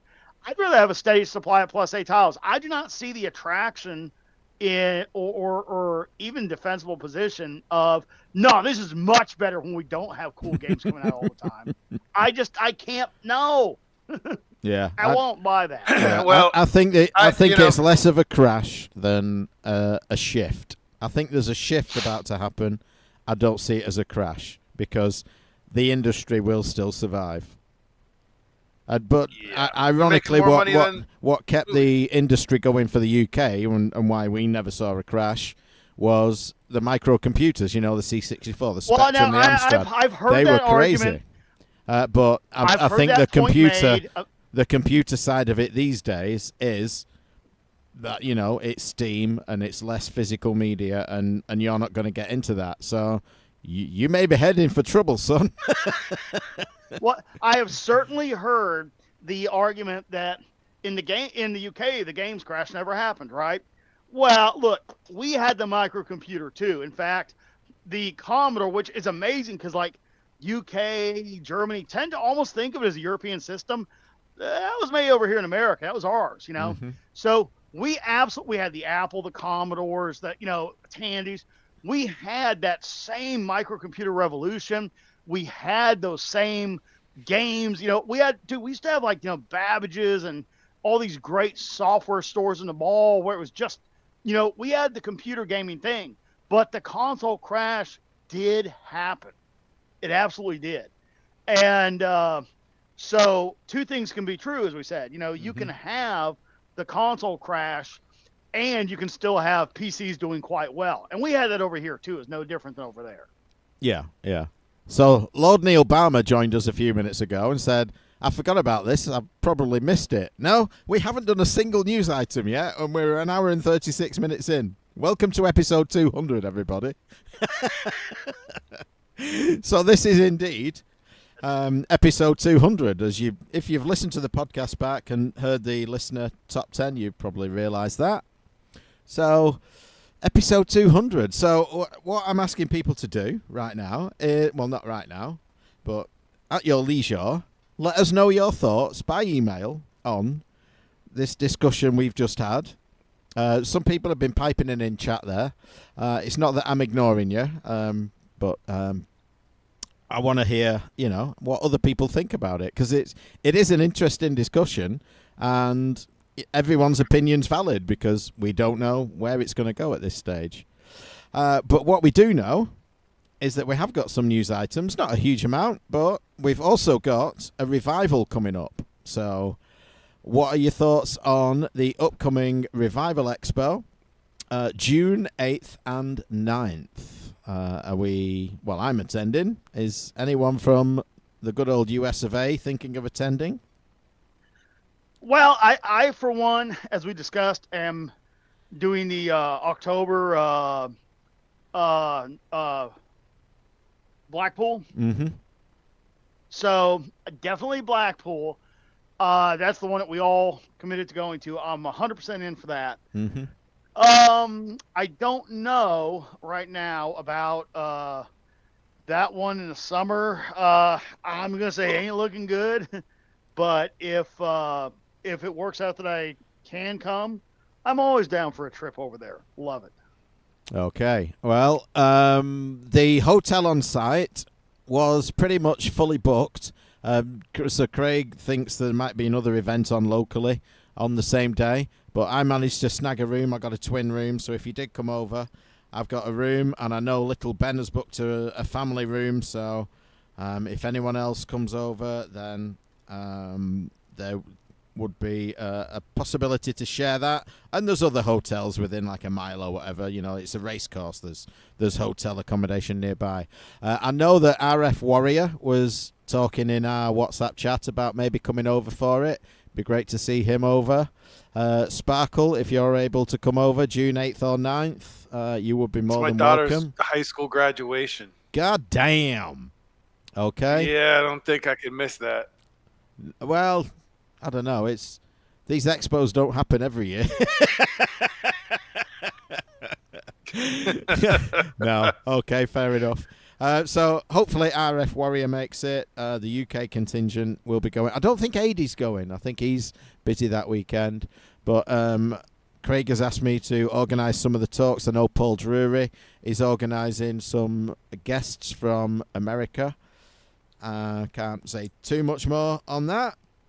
But I am organising some UK guests as well. So I think the talks, last time I spoke to Craig, they were just going to be on one day so that, you know, if I'm doing talks, say on, you know, just one day, then I get a day at, you know, enjoying the rest of the expo kind of thing. So, yeah, looking forward to it. Revival is always a good time. If you are thinking about attending, I could not recommend it enough. Fantastic expo, a real community feel around it. So maybe we should get into some news items then. We've been here an hour and 40 minutes and not done a news item yet.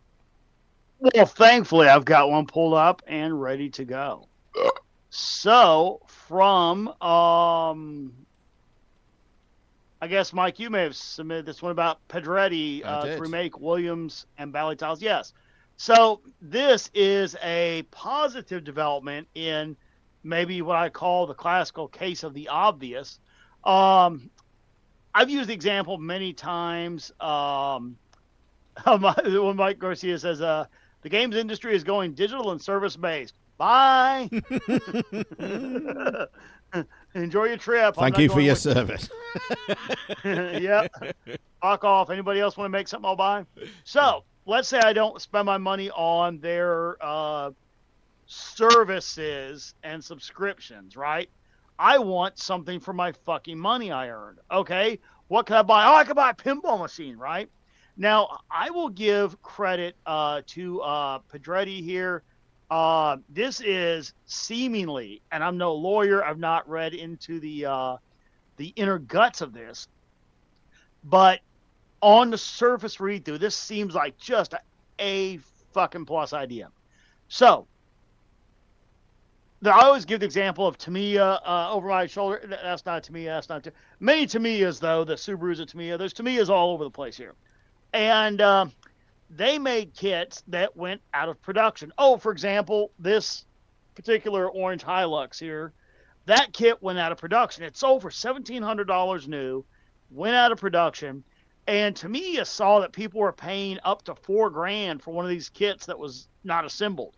And they said, you know what? If we just made this again, we could sell it for like $1,000. And so they did. And a couple of people said, oh, it's going to ruin the collector market. And everybody said, yeah, who cares? And even me as a collector said, yeah, I don't care if the value of that drops from $4,000 to $2,000 if I can go buy another one. Because that's not for finance, that's for fun. So anyway, they looked at it and said, man, I bet a lot of our older stuff people still want to buy. And, you know, instead of, you know, hemming and hawing and, you know, pawing at the ground and, oh, gosh, licensing and, you know, what can we do? And Toyota might be upset these days. They just fucking did it, right? So what these guys are doing here makes total sense. So for years, and let's say you talk to the company that inherited licensing for Williams and all, they had just made a corporate decision to shut down pinball, right? So one of the last things they'd be truly interested in doing is restarting production, especially since many of those executives had staked their claim on shutting down pinball being the right move. So to come along and put it back in production would be probably making a confession of flawed thinking. So anyway, what they did is they made an agreement with many of the rights holders, and they are putting games back into production. So some of those agreements have already happened is Medieval Madness, Attack from Mars, Monster Bash, Cactus Canyon, Fathom, Centaur. These are high dollar games too, easily $8,000 to $12,000 pinballs. So they've done some upgrade kits, but now they're announcing that they're going to start doing many more titles. This makes sense because let's say somebody out there is willing to spend, $4, $5, $6, $7, $8,000 easy for any of these titles that they're considering remaking. Clearly, there's a demand. So instead of, unless they just literally roll them out at $50,000, everyone goes like, okay, thanks. The joke was funny. Carry on. If these are rolled out at realistic retail prices, these things could sell like crazy. I mean, clearly people are willing to pay that much for a 30-year-old one. So I think this could be a tremendous turn of events to where we start to see great games getting produced again, new. And it also means now, honestly, obviously they're not going to go through and make a main processor board, an MPU board. They're not going to go through and make that in the same exact. They're not going to reproduce what they did then. They're going to have a modern controller board, right? So not all parts will be, retro compatible, but many of these parts will be. So if you're missing a back glass, now you can get a back glass. If you're missing these pop bumpers with this artwork, you can get it. And if the new pop bumper top doesn't fit the base, at least you can buy the whole assembly, So there's going to be a lifeline thrown to, a lot of games that might need parts. And then, of course, new examples of games. This is just win-win-win, I think. Good news. So if there is a video game crash and the only new games that are coming out of pinballs, your hobby's going to get real expensive. You know what? I would rather buy any day. You're going to release, let's say you're going to release Whirlwind, right? And you're going to sell it for, let's say you sell it for $6,000, okay? I would far more happily spend $6K for a new production Whirlwind that, by the way, I spend the money on your website. A giant fucking box comes off the back of a truck at my house, and that's the end of our interaction. You don't reach into that pinball and turn off the flippers or make the fucking pop bumper a subscription. I gave you money, you gave me product, and you took the money and said, hey, boys, we made money. And I go, I got something cool, and everybody's a winner. That is awesome. Yeah. So one here from Gareth Hamer, who is still in chat, I believe. He was there earlier, definitely. Anyway, Alien Resurrection bursts open the PS1 with a hidden cheat. So after 23 years, the developer of the game reveals that he snuck a cheat code past Sony. Basically, you put in the game, the Alien game, Alien Resurrection. You enter a cheat code, and that lets you then open up the lid, remove the original disc, put in a backup disc, and play the game. So I, for a while before, so on the PS1, my original one, I had like, you could buy this kit, and it was like an action replay thing almost. You plugged into the port on the back, and then you had this spring that let you open the lid, but the spring kept the button pushed down, so the console thought the lid was still closed, and you could swap discs out. So I ran that for a little while, but then I had a copied version of Metal Gear Solid. I bought the original later and the VR missions, but I had a copied version of Metal Gear Solid, and that method I was using with the spring didn't support disc swapping. So when you got to the end of disc 1, I had to take my memory card and my discs round to a mate who had he had the original. So I took my memory card round, loaded my save, did the bit at the end of disc 1, put in disc 2, got to the first save point, saved it, and then went home and finished it on disc 2 kind of thing. And then I had a hardware mod chip inserted. So I did do some of this disc swapping, but it's neat that it was kind of hidden in an original game. You didn't need to do any of that. Well, and the crazy thing is, so this story dropped the end of last month, and this was, like anywhere from like $15 to $50 for like a nice copy of this game. You can't get one for less than 100 now. Wow. You know, and this is the price shot up like crazy now. Will it stay there? I don't know. It's probably like, you know, there's probably a new floor for it though. I don't know if it's going to be $100 forever, but maybe 50. I tell you or what, something I'd be now. okay with if this fellow went out and bought like every GameStop copy he could, every cheap eBay copy, and just like stack them up for like the last 10 years, and then he drops this bit of news, and then freaking He's knocking them out. you Well. clever bastard. Yeah. Hey, I got a good one here from Lord Neil Bomber, and it's will you look at that? Somebody is attempting to catalog and make playable every single DOS game. They say that they have over 7,633 games already in the collection. Might be worth taking a look, and he gives us a link. And I will say that's still less games than available for the PlayStation 4 at 10,000. So Yeah. It's called Exodus, which I thought was a nice name for it. Quantity is not quality. No. those DOS games are a lot of crap.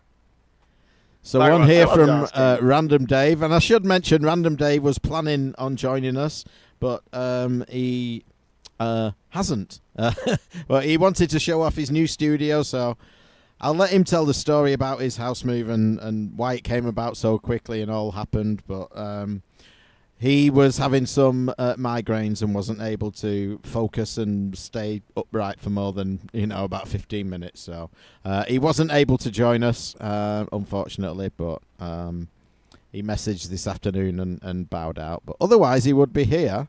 And he would be able to talk about his story, Big Gran Turismo 2 mod. And this is a remaster of Gran Turismo 2, and it might be our game of the year, according to CarThrottle.com. So I think, have they just made it look prettier? I think that's what they've maybe done. I did like the Gran Turismo series. Not played some of the later ones, but... I did. Certainly, I love the first one. The second one was much bigger. Came on 2 discs as opposed to 1, so I guess it was twice as big. So what have they done to it? Have they just made it look prettier? Or added some mods to it? Anyway, you can read that at your leisure.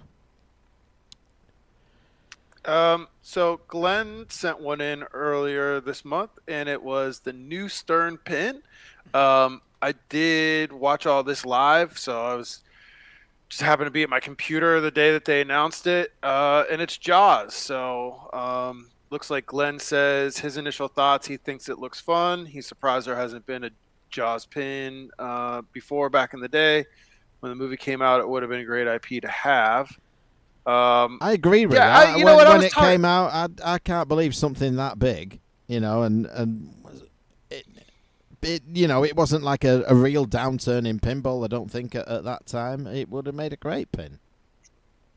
Yeah, late 70s, probably before my time when Jaws came out. But I just, I don't know. I mean, it looks fine. I was talking to one of my big pin friends about it, and he's all jazzed up. He's a bit older than me, but I don't see the appeal. And I know that they kind of said they're gonna slow down on doing like the music pins and stuff like that. I think a lot of those have kind of fallen off. They fall off on popularity, and I don't think they've probably performed quite as well. And I think that with the downturn in the Marvel movies and stuff, you'll start seeing some different IP in there. Just, I'm not sure Jaws is one that there's a whole lot of people clamoring to play that are like 45 and younger. Now maybe 45 and older, it resonates with those folks a bit, and those are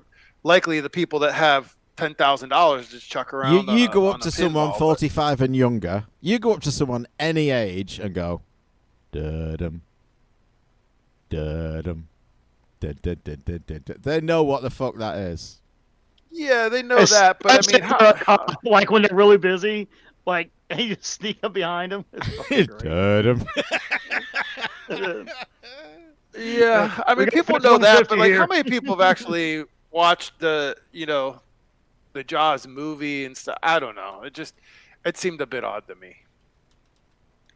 I Give think me a it's a Motley great Crue movie, pinball. and I think it's a great IP for a pin. And I'm surprised there hasn't been one. Oh, there's so much you could do with that gameplay dynamic, like the shark capturing the balls, and even a couple little voice go, "The shark has got your balls." I mean, it Yeah, could look be at some what they cool did stuff in there. with. I know you're not a fan of the game Sparkle, but they did with Stranger Things, where you're shooting the ball into the thing's mouth. You could, shoot the ball up the ramp into Jaws' mouth. Yeah, I mean, Stranger Things makes sense. Like, my kids are always drawn to it when we go out to play pinballs at arcades and shit. They're like, "Oh, Stranger Things."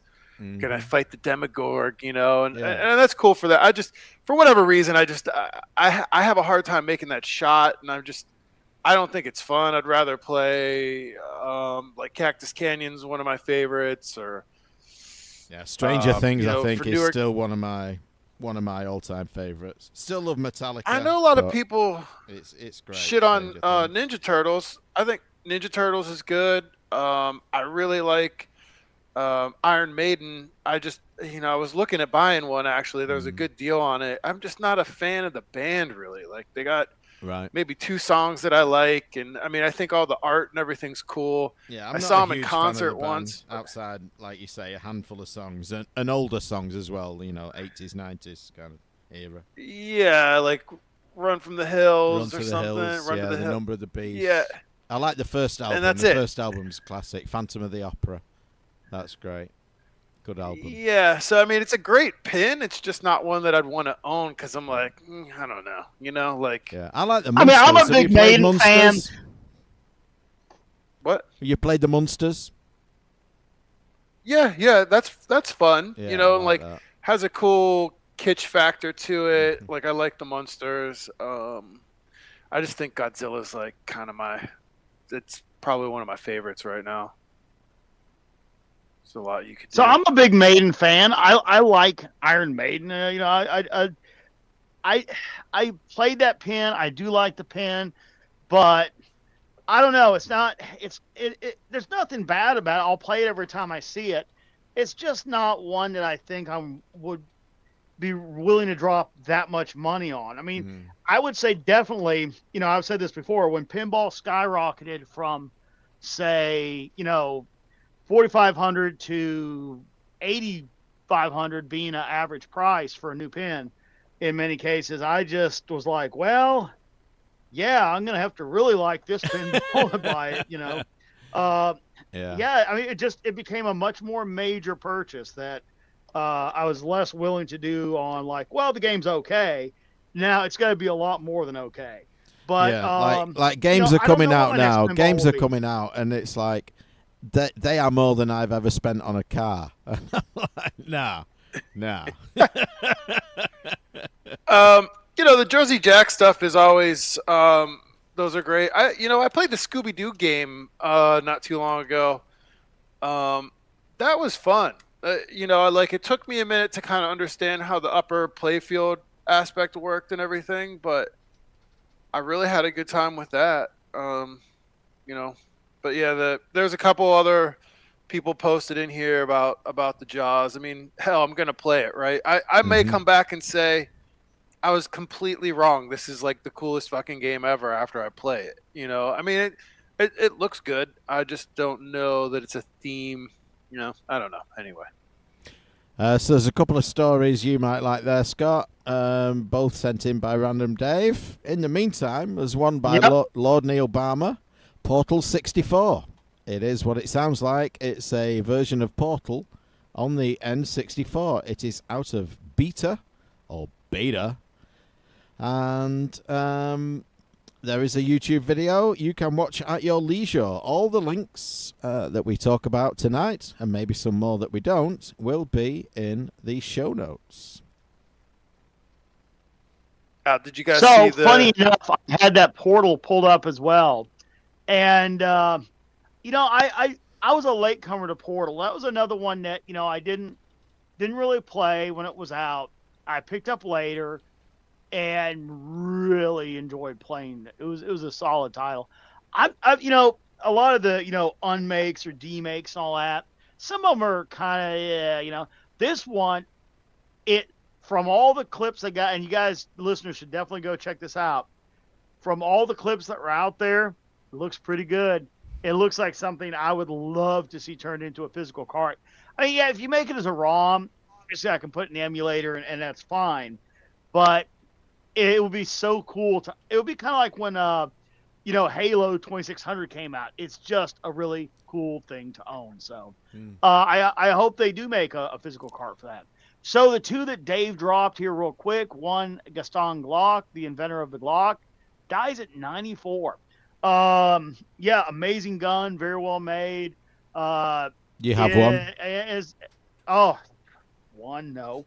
Not one.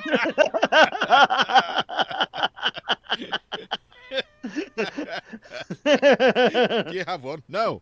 I have several. But yeah, you know, it is. I mean, geez, there's so many good guns out there, but you know, I always advise against buying a bad gun. Like if you realize, you know, shit's getting weird out there, I should definitely have a gun. Okay, I agree. So do not go out and spend like $280 on a Bursa or some piece of shit that's going to get you hurt or killed. You know, if you're not going to buy a bunch of guns, if you're going to buy one gun, you can't go wrong with buying a Glock. People are caliber snobs. I hear it all the time. Well, I wouldn't carry anything less than a 45 because a leather jacket could stop a 9mm. Okay, can you stand over there and I'll shoot you with my 9mm? No, not convinced, are you? Put two leather jackets on. Well, come on, man. You know, you said it, you know, and that you know, look, I mean, I have a Desert Eagle 50. Okay, I'm not against ginormous, comically big guns. That said, yeah, 9mm will sure as shit kill somebody dead. So, I am not a caliber snob. Like sometimes, I'll just carry a little 380, which is like a 9mm with a shorter cartridge, less powder. Because you know what? If I'm wearing shorts and a t-shirt, I'm just running over to the auto parts store, you know, to buy whatever. The gun that I can throw in my shorts pocket and not even, you know, really feel like it's there is going to do a lot more good than the 45 ACP sitting at home on my desk because it was too big to carry, you know, in those shorts. So anyway, yeah, Gaston Glock, tremendous inventor, tremendous firearm. So I heard a saying just before you move off that. I forget who it was said it, but the best gun to have is the one you've got with you.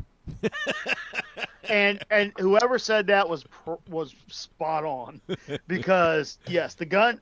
I guess I always kind of say the opposite. The gun that you leave at home is not as good as the gun that you brought with you. So, the other way of approaching that. Yeah. Yes, I agree.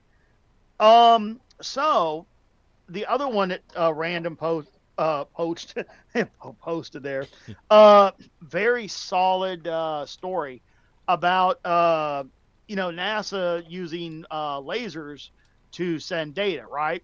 So the fact is lasers can contain tremendous amounts of data and go over very long distances, right? So sort of the premier technology, you know, now is RF. So if you're going to trunk satellite data between satellites from, you know, a ground station to a satellite, RF works. It's, you know, reliable, easy to implement. You know, the pointing is, even with like K-band, KU-band, where you need precision pointing, it's easily doable. It's achievable.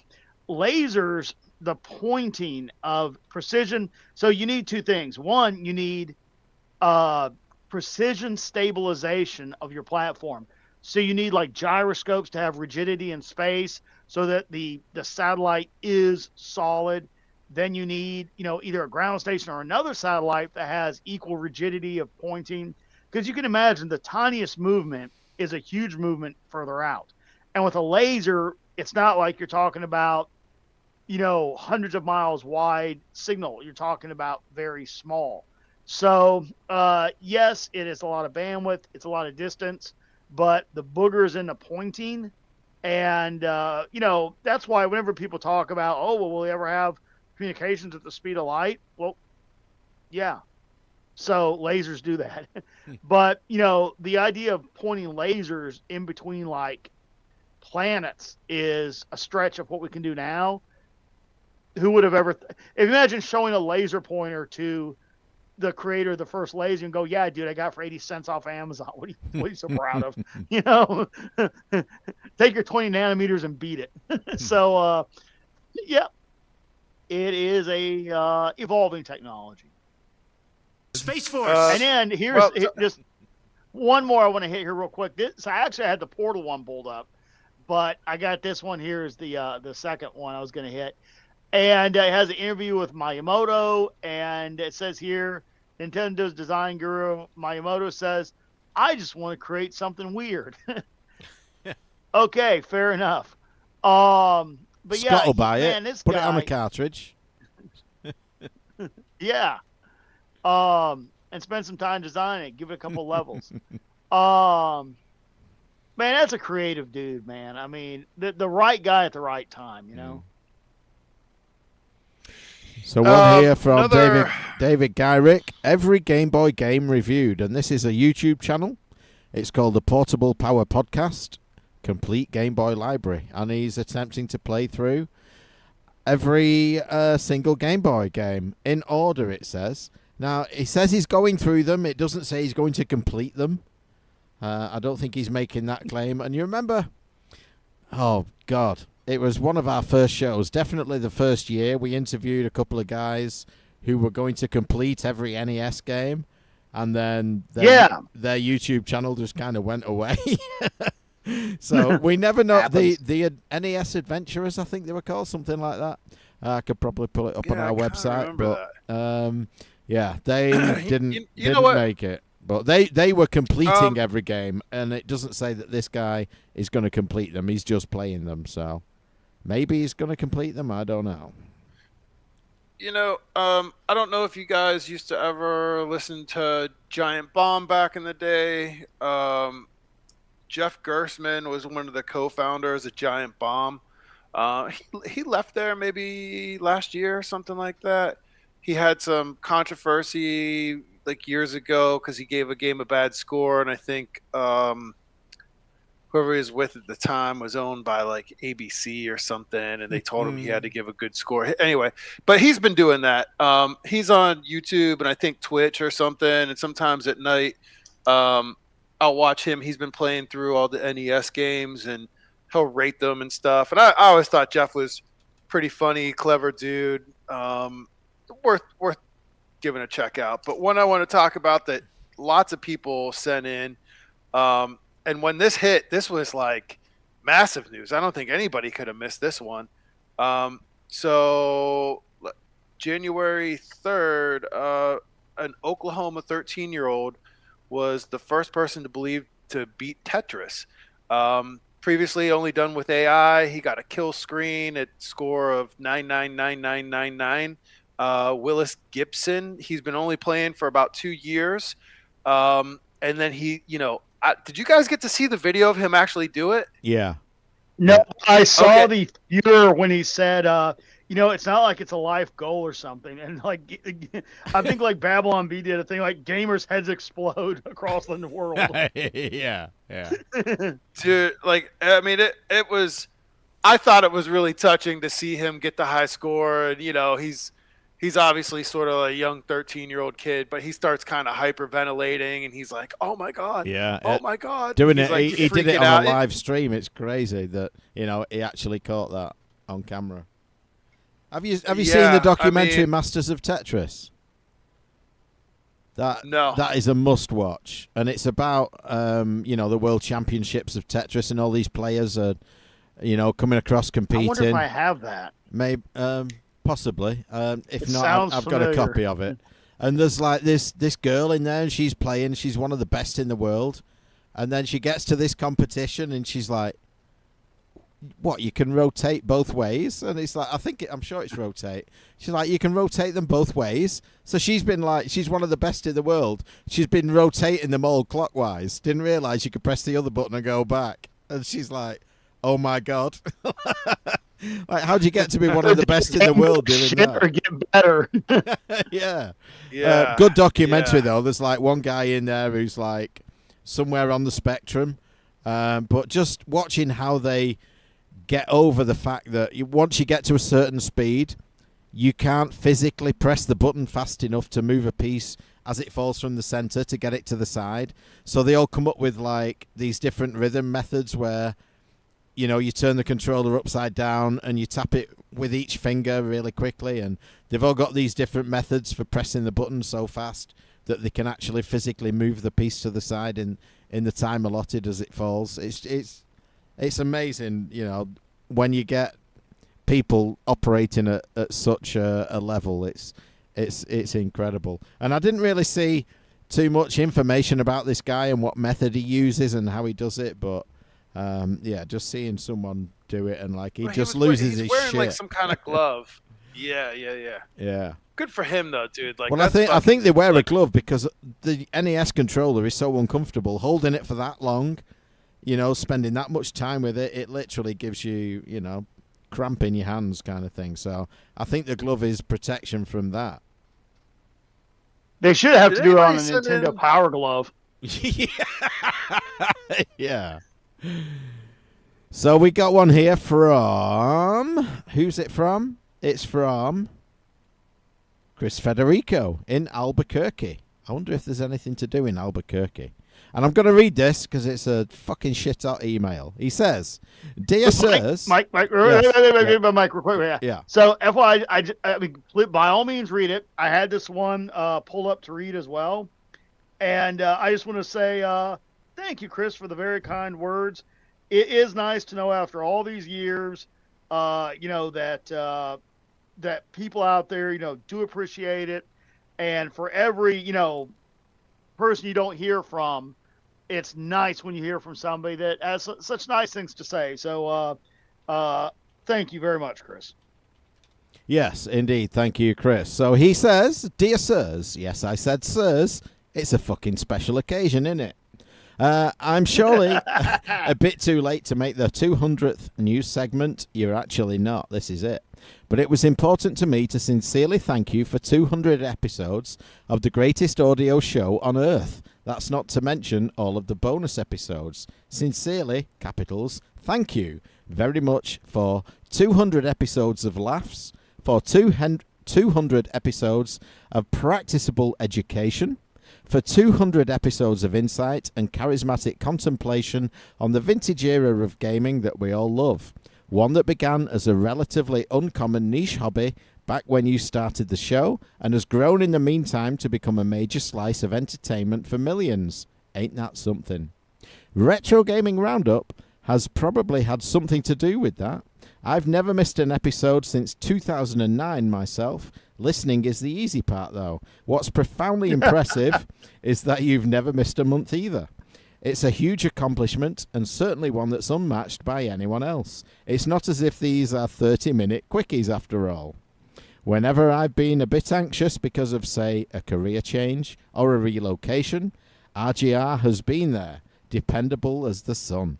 Whenever I've been angry and felt at odds with the world because of botched relationships or other things we've all gone through on occasion, RGR has been there. Regardless of what's going on, I can always listen to my old friends on RGR and everything's cool. And no, I'm not a psychopathic fanboy. Hopefully you know what I'm trying to articulate. Oh, feel free to be. We- But you know what's fun? Yeah. I'll just It finish it reminds off. me just- Yeah, just get to the end. You've all been very generous with your knowledge when asked a technical question in an email. You've also contributed to the worldwide game community in major ways, giving your time and money to create a genuinely fun Atari 2600 game, making sure a CGE took place that otherwise wouldn't have occurred, in brackets, and it proved a massive success, didn't it? And plenty of other things that would make this email even longer.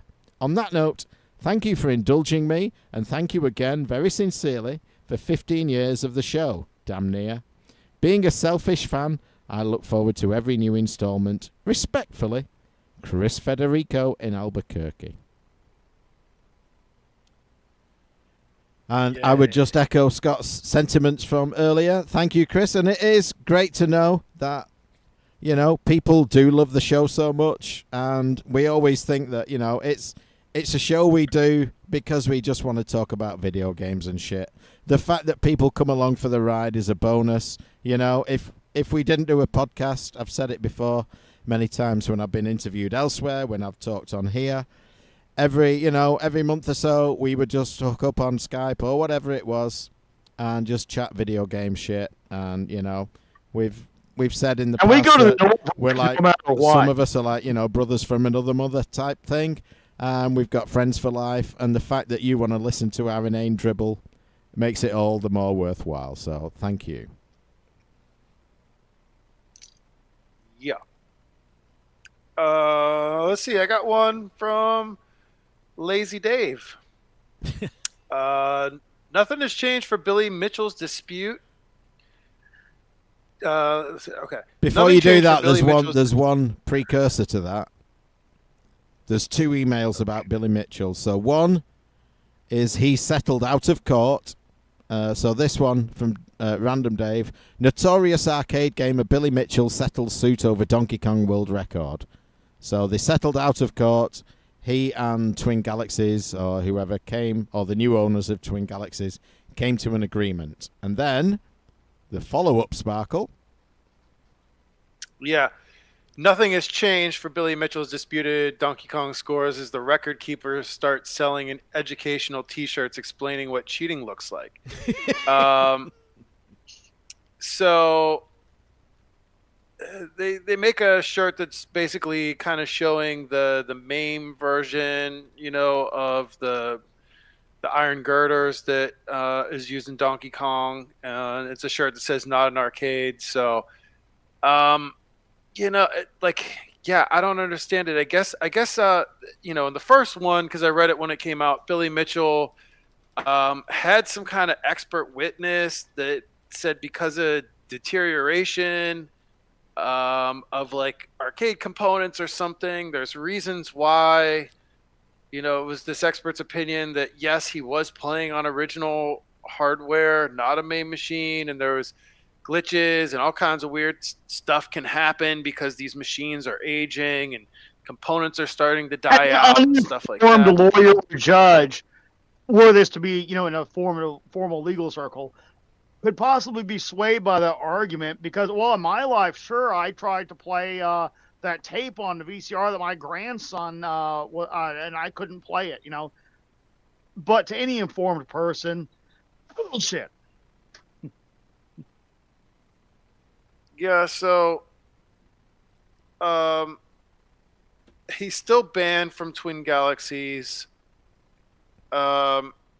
So he went through all record's this gonna go- legal process to get his scores recognized, and basically they've restored it to like an archived version of Twin Galaxies when the new owner took over. So they put his scores back on that version, but his scores aren't on the current live version, if you like. So it's like someone, I forget if it's in this link or I read it elsewhere, they said like, so basically Billy's gone through all this legal process to get his scores put back on the Wayback Machine. Extraordinary. And I like, don't know, all like, the look, comments we- on it were like, Billy, we still know you're a cheater. And there was some on either side, you know, way to go, Billy, woo. And like, yeah, we all know you cheated, dude. I don't know. I mean, he's certainly a good Donkey Kong player. Was he the best of all time? I don't know. I've met him at a number of events, and he was always a really nice guy, like willing to go out of his way to like sign things and take pictures with people and stuff like that. Like, he obviously plays a heel character, you know, like, you know, his whole bad boy of, you know, arcade gaming. But I you know, I don't fucking know. All I know is the times I've met the dude, he was a super nice fucking guy. He's obviously good at video games. Don't know if he cheated or not, but you know, I'll leave it at that. Yeah, so in chat, Retro Tech and Toy said Billy sets a new record for how big a douche you can be every day. And he said, I forgot about this. He had to set his Twitter private. So he must have been getting just roasted on Twitter. So silly. Got one here from Gareth Hamer. A watch that games. What will they think of next? So, funny enough, it says the Retro Watch aims to put the Game Boy Advance SP on your wrist. So they're basically saying they're going to do a smart watch type thing that plays games. So $179, right? It's on Kickstarter. And will they give me a link? What to could the Kickstarter? possibly go wrong on Kickstarter? Nothing. How Well- are your spoons? Still don't have the goddamn folding spoons. Like, if I'm ever in China, I think I'll hunt down the motherfucker and, toss him down in a mud puddle or something. I mean, I think it's going on 7 Can you fucking imagine years like now. a big hulking 6'3"? 6'4"? All right, 6'4" fucking American just sucker punches this dude in the fucking temple, and he's like laying there on the ground with fucking noodles and fucking scooter fucking gas all over him, and he's like trying to come through, and Mark's like, 2 fucking years, kind of man. Like, and he goes, "Oh no, racist, crazy American man come to kill me." Fucking like everything. No, goes it's sideways. been 7 years. I think it was I supported the Ouya. That was the very first thing on Kickstarter that I ever supported was the Ouya, which I promptly You're got taking the within a spoons. year, and I always maintained that was a cool system for the $99. And this was the second thing that I ever backed was the goddamn folding spoons, but yeah, some of these things like Retro VGS and shit, I don't know. Maybe not the best track record. Was the Amico, was that Kickstarter originally, or was that... No, that was just send us your the other money. one? Yeah, that was just send us hey. money. I think I was playing their Moon Patrol game on my phone for a while. It was like okay, but it was like a fucking cell phone game. Like, is that thing dead on completely now, or is it still... The Amico? The Amico? Yeah, like it looks Oh, like I dude, can go order you shit on missed their our website. discussion last month. Don't tell me you didn't listen back Yeah. to the episode. No, so you can. I didn't have get to. back. I didn't get a chance to. You have to install the Home app on some sort of tablet that you all sit around and look at. Then you all install the controller app on your phones, and then you download games, and you play them on your phone as the controller. Oh, it's setting the gaming world on fire. It's crazy. I'm surprised you haven't done it all over Christmas. Do you realize with just a couple of easy clicks, you can link your phones to your tablet, to the Amico, to the app, and you can go bug nutty crazy on some brand new console exclusives. There you go. So But if you're not grandma willing that to do found that- the NES controller too confusing, all she needs is a tablet, download the app, install some games, download the controller app to her phone, connect the two via a network and Bluetooth, and she's playing games all night. Fuck She's yeah. loving it. Dude, So, we took we one of my have- But this old, is Hey, so, dude, to seriously recap though, real quick. Sparkle, Yeah, let's seriously. let me finish the last bit of my Go on, story here, go on. okay? So, the retro gaming watch is 28 hours to go. He's got $95,000 of a $35,000 goal, 479 backers. It is basically a micro SP. He's going to use an FPGA, he promises. And it's got an ARM Cortex on it. So basically, he's made a micro Game Boy, and he's using a basic off-the-shelf dev board that is doing. He's doing all this stuff on there. He's going to shrink it down and get a proper board made. I have a degree of success here, unless he's lying about his history. He says here he's a 24-year naval veteran in submarines. So if he was in submarines, he's what's called a bubblehead. And there's something very wrong and special with bubbleheads. And they're unique people. Let's just say that. So, given Hey, he that, got a degree in nuclear engineering. yeah, unless he's just making up this background, he sounds eminently qualified to do this. So it says now he's working as an embedded systems engineer for Amazon's Coupure. Now that thing has not launched. That is a whole other program. But just doing the work, even if the business case doesn't fly, has nothing to do with the quality of the work. So it looks to me like he has the general background, and I think I will be backing my first Kickstarter in, like, I don't know, forever. It's pretty cool. It is. How much I is forgot this I was thing going to gonna say. $210. I'm doing it right now. Woo. You might get I it might, before Sparkle gets his spoons. Yeah. Hell yeah. Yeah, Sparkle. You know, Pat the NES Punk did a video about the Amico Home and how you can play it, and so Phil Adams sent out his normal email saying, "This is just, don't worry, this is just an interim step. Once we make bank on this, you're going to get your consoles." And so Pat broke down the numbers and how much they'd actually made, and it was like, I don't know, I'm going to make up a number. It was like $6,000. And he's like, yeah, we're really on the way to making an Amico console. You got $6,000 in the bank. Well done. So anyone Yeah, who backed actually, it, whatever, other you've got to people. buy the games again. It's crazy. It's crazy. Watch Pat's video. Okay, yeah, I will. So, Mike, that Tetris video, that was Ecstasy of Order, right? Oh, yes, that's right. Yeah, Ecstasy of Order. I did have There's- that one. Yes, Yep. definitely And there worth a is watch. the newer Tetris movie, so I was mixing those up. Ah, right, okay, yeah. So- The movie goes into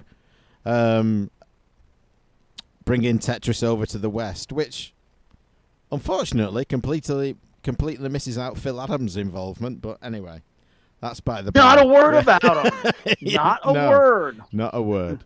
But yes, Ecstasy so of weird. Order is the one about the World Championships. Definitely worth a watch. How did they leave him out of it? I don't know. Maybe he wasn't involved in it.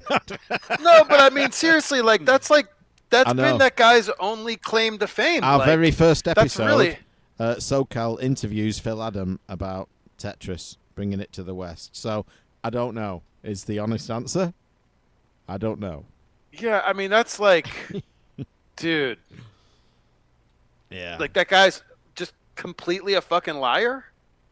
I don't There's, know. all right, so He's He like a high was school not- track teacher or something. he was not mentioned in the movie in any way, shape, or form, yet he is presented as the man that brought Tetris to America. Yeah. Not even Maybe like it's a because- peripheral character in the movie. Not, Yeah, you know, not The not a mention. man. Yeah. We need to find out who made that movie and talk to him about it. Who made that movie? Yeah, you know what? I'll do some digging around. I can usually connect with people, so maybe that's what I'll try to do. I tell you what, man. The one guy I'd like you to apply your people finding funk to is the dude that wrote the movie for 8-Bit Christmas. Mhm. I would love to have him on next fall, leading up to the Christmas season. Yeah. Yeah, you know what? I mean, just a great fucking holiday movie. It is. Love to interview him. That would be ideal. It's I think it's pretty much a remake of A Christmas Story, but I think A Christmas Story as a UK person with no affiliation to that movie from that era, it's not a great movie. But I can see how, you know, you would see it on TV every Christmas as a kid and grow to love it. And we probably have similar movies that we love and, you know, you have no affiliation with. But I think 8-Bit Christmas is very much a modern remake of that and much more relevant to us in the UK than A Christmas Story was. Although I would like one of those lamps with the stocking leg. Fragile, it must be Italian. So one here from who's this from? Gareth Hamer. I assume you have done the top 10 Metroidvania games. I don't think we have, but have we done a top 10 platformers? Should we have a look on our website? Man, I feel like we have done the Metroidvania, and I feel like Metroid 1. It won't have been called Metroidvania. Top 10 debates. Let's have a look. We've done a top 10 platformers I live. feel like Symphony of that the was Night. at Revival in 2016. We did a platformers live. You remember that, Scott? In our room, we had Goobert on there. We had AD on there. Oh yeah. Yeah. So we've done that, but other than that, I don't think we've done a platformers. Maybe we should do that. Oh, and also, was it a news item that reminded me? I think. Oh yeah, there's one coming up. I think. But we should do another top 10 best games ever. Top 100 best games ever. We did one in 2013, so we need to do one. Like next couple of months, I'll send you out some stuff. You need to come up with. I think the way we did it, we came up with. Did we do our top 50? Did we each do a top 50? And then I put them in a spreadsheet, and I've got the spreadsheets from the previous one. I think we all did like a top 50, dumped them in a spreadsheet, and then, like 100 games came out at the end, and that was our top 100, but something like that anyway. But we should do it again. We've got 2 new hosts. We've not done it for 10 years, so we should do another. Did I mention that my daughter won a Nintendo Switch on one of those claw games? You did, yes. And then you mentioned that, and then one of them, Dave ran into a car or something. Yeah. Hey, so got one in here. I just, from David Gyrich. This is Scott's gonna fucking love this one, because this is like the fucking like go-go gadget claw arm, like reaching through the internet and grabbing you by the fucking balls.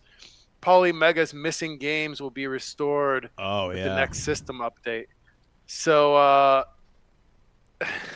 an agreement with Pico Interactive of all places to restore the A-Team. Yeah, to restore some missing games that whenever Polymega did a system update 1.1.30, some shit disappeared off people's consoles. What? There's a whole list of games. Their previously purchased games went missing. Yeah.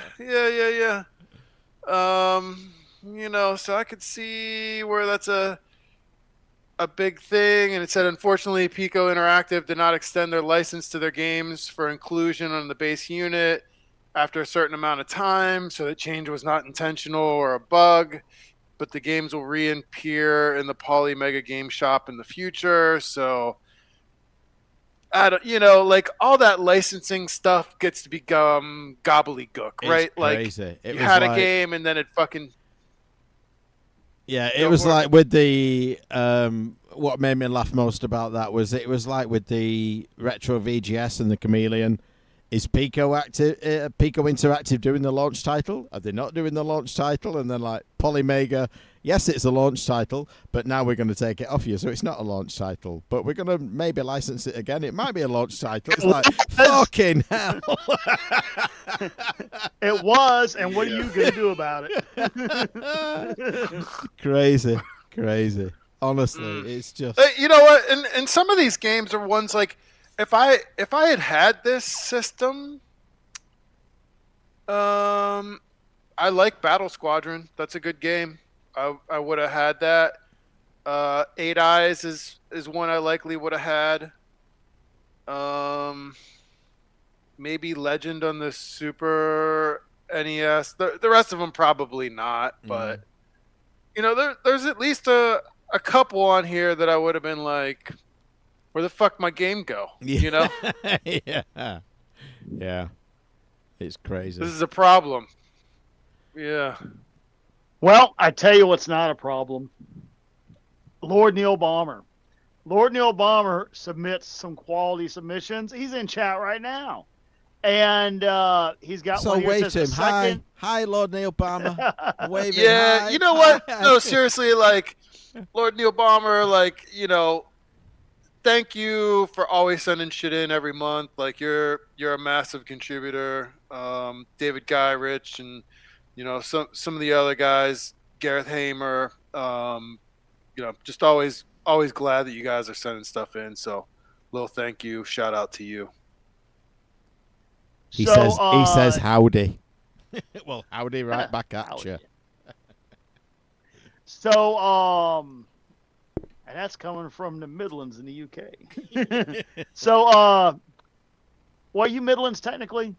No, you're. I'm not. I'm in the northwest. I'm not sure where Neil is. I'm in the northwest. Yeah, yeah, that's right. So anyway, from Lord Neil Balmer here, he says a second Nintendo PlayStation has turned up. Remember that guy that made the janky SNES port with all the duct tape and glue? Took it to the toy fair. I'm sorry, that's editorialized. So he stuck a PlayStation in a SNES case. So basically, yeah. And it's a funny video to look at.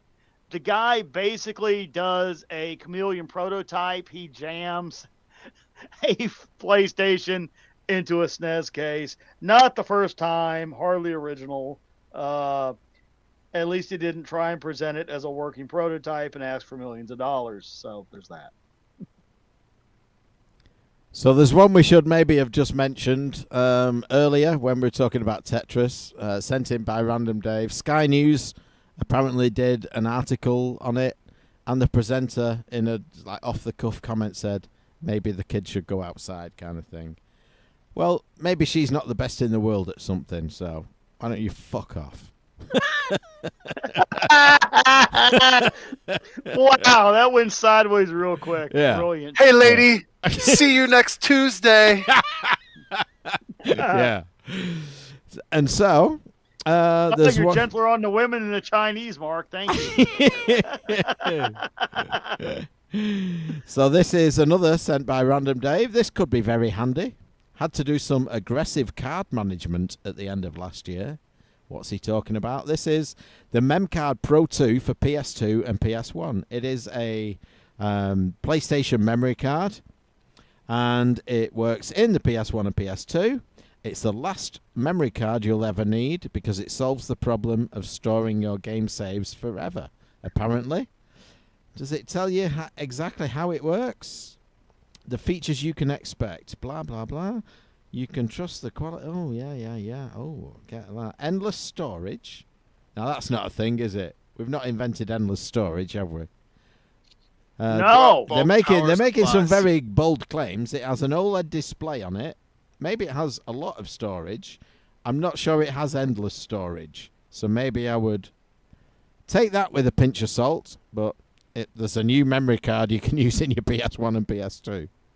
Well, let's say Do they have a hypothetically bulk he power put a supply? gig of RAM in there, a gig of memory, and then he can store, kilobytes of data. You know. A save for But- every PlayStation game. But that is not endless.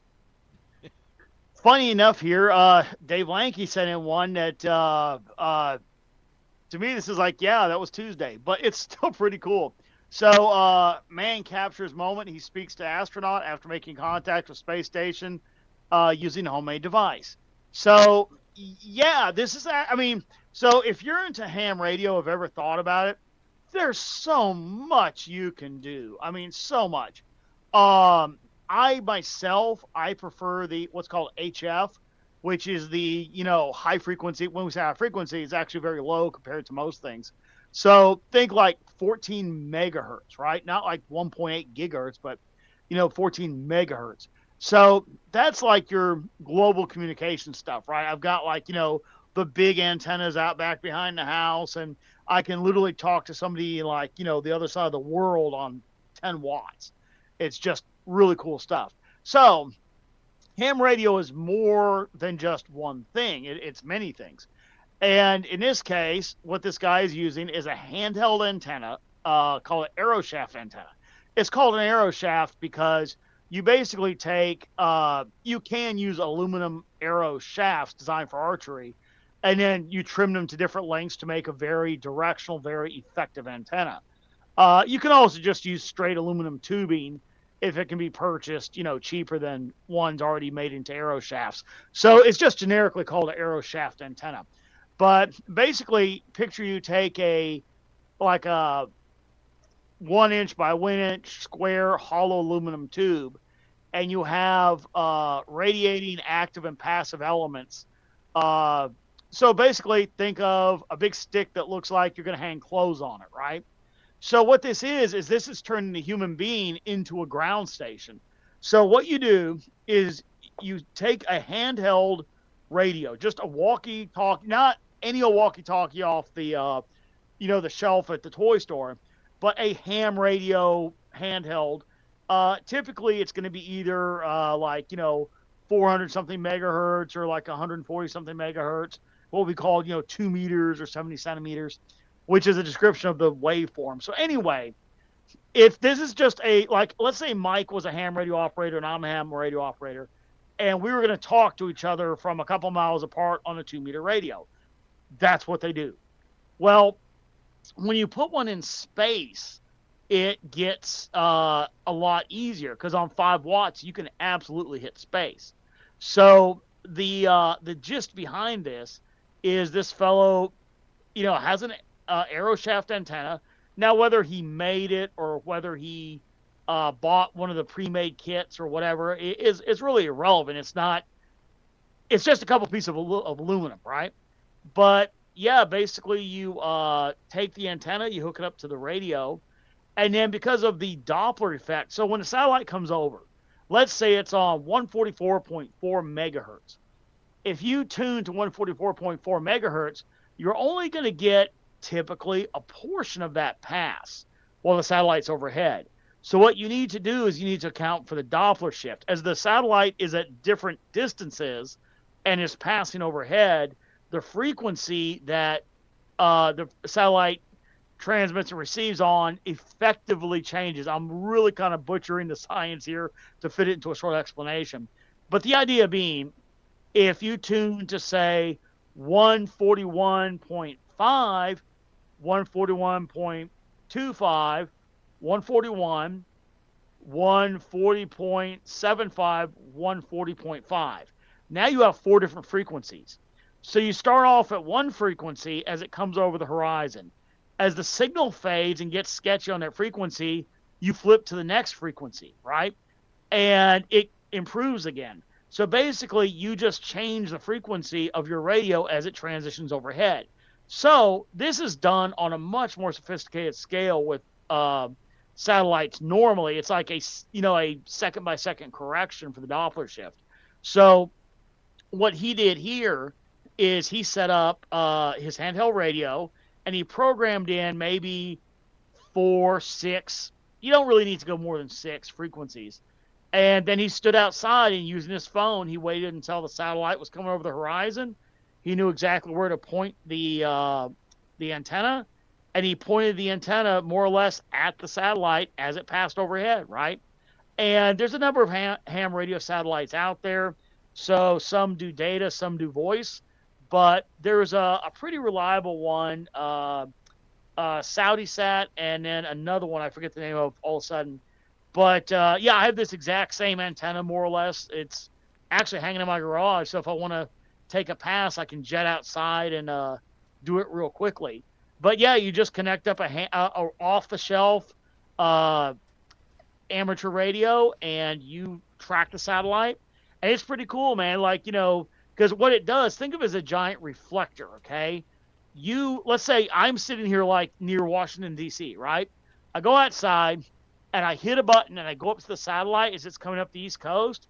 I can talk to somebody in Florida or Canada using this. So, yeah, I mean, this is neat to see that people somehow caught on and observed this. But yeah, you can also obviously, the ISS has a ham radio station, and that way, whenever the ISS goes over, if it's being manned, nobody's sitting there 24 hours a day operating it.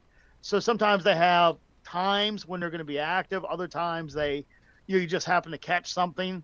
And then of course, the SARX, which was the Shuttle Amateur Radio Experiment, which was when the space shuttle would, go overhead, and you could talk to the astronauts on the ham radio. So I actually did that a couple times. One memorable time I was in Germany in the field. We were actually up at a place called Lahnstuhl, and we had our missile site set up. And there was a pass of the shuttle coming over with SARX, right?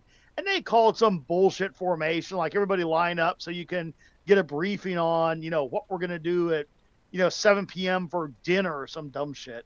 I'm like, yeah, fuck that. I'm going to stay here and talk to the astronauts. So I told John, my buddy, I said, hey, man, if anybody asks, tell them, I'm checking on some of the equipment, right?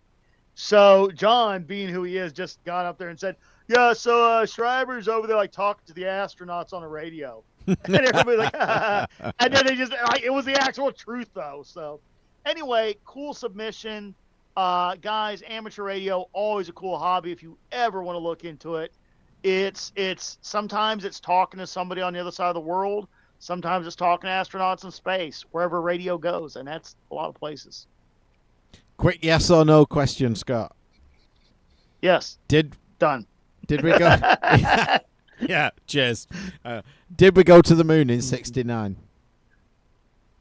If I may quote one of the greatest photographers ever, I don't know.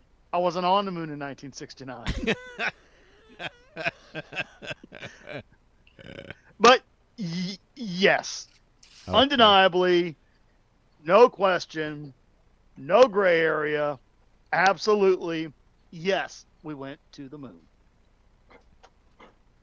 Okay, you heard it here. Well, you didn't hear it here first, but you heard it here. Can't trust this guy. Claimed it. Can't trust this guy. Doesn't believe in flat Earth. Thinks we're on the moon. No. Like he's a round doesn't earther. want digital games that last forever. He wants physical media that's gonna succumb to entropy. Can't trust him, guys. No, don't believe him. Doesn't know what he's talking about. He's a plant. He's a FBI government plant. So, one here from Charlie. Konami's X-Men Arcade is coming to the Sega Saturn. Wow, I mean, people still making games for the Sega Saturn. Like, the Saturn is like... I mean, the Dreamcast still has a massive... It's an oddball homebrew to make community. games for. Yeah, like, Dreamcast... Yeah, you got the Dreamcast Junkyard. Our very own Random Dave made games for the Dreamcast, and you can kind of understand that. But the Saturn, it wasn't easy to program for, I dare to say proper developers, but you know what I mean. Like, it's just an oddball to pick for a new game. Weird. Yeah, but programmers are weird, and they fall in love with doing weird stuff. They do. Is there a God, how many player was it? Was that a 6-player game or a 5-player game? X-Men Arcade. What was it? Was it? It was a 4, wasn't it? It used. Wasn't it like the Simpsons cap? No. Let's see. Cyclops, Colossus, Nightcrawler, Storm, Wolverine. No, I think it was a 6-player, man. I think there was a 6-player version. There might have been like different versions of. Let's have a look on KLOV. Yeah, but I mean that's the beat 'em up. I mean that's a great fucking game. Like I know you're Mr. I hate beat 'em ups and shit like that, but that was a great game. That was the double screen one. Remember that shit? That was so good. I've never seen one in person. I know of the game. What? Yeah. No, never seen one in person. No. Listen, Marvel's had a little bit of a falling off the last year and a half or so. Years. Yeah. No, but what? I mean, with the Disney ownership and everything, but yeah. I think that with Deadpool 3 coming out this year, hopefully there's a fresh take on X-Men. It should be pretty good. Tell you what, comic book prices have fallen off a cliff this year. Sell me on 2 Deadpool. years, Why do I basically. need to watch Deadpool? I've never seen any of the movies. Really?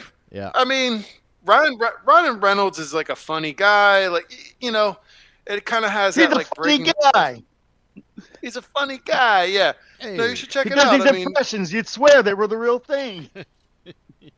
he's yeah, it's like, I don't know. I mean, if you know anything about Deadpool from the comics and stuff, where he's kind of breaking the fourth wall and like talking to the reader a lot.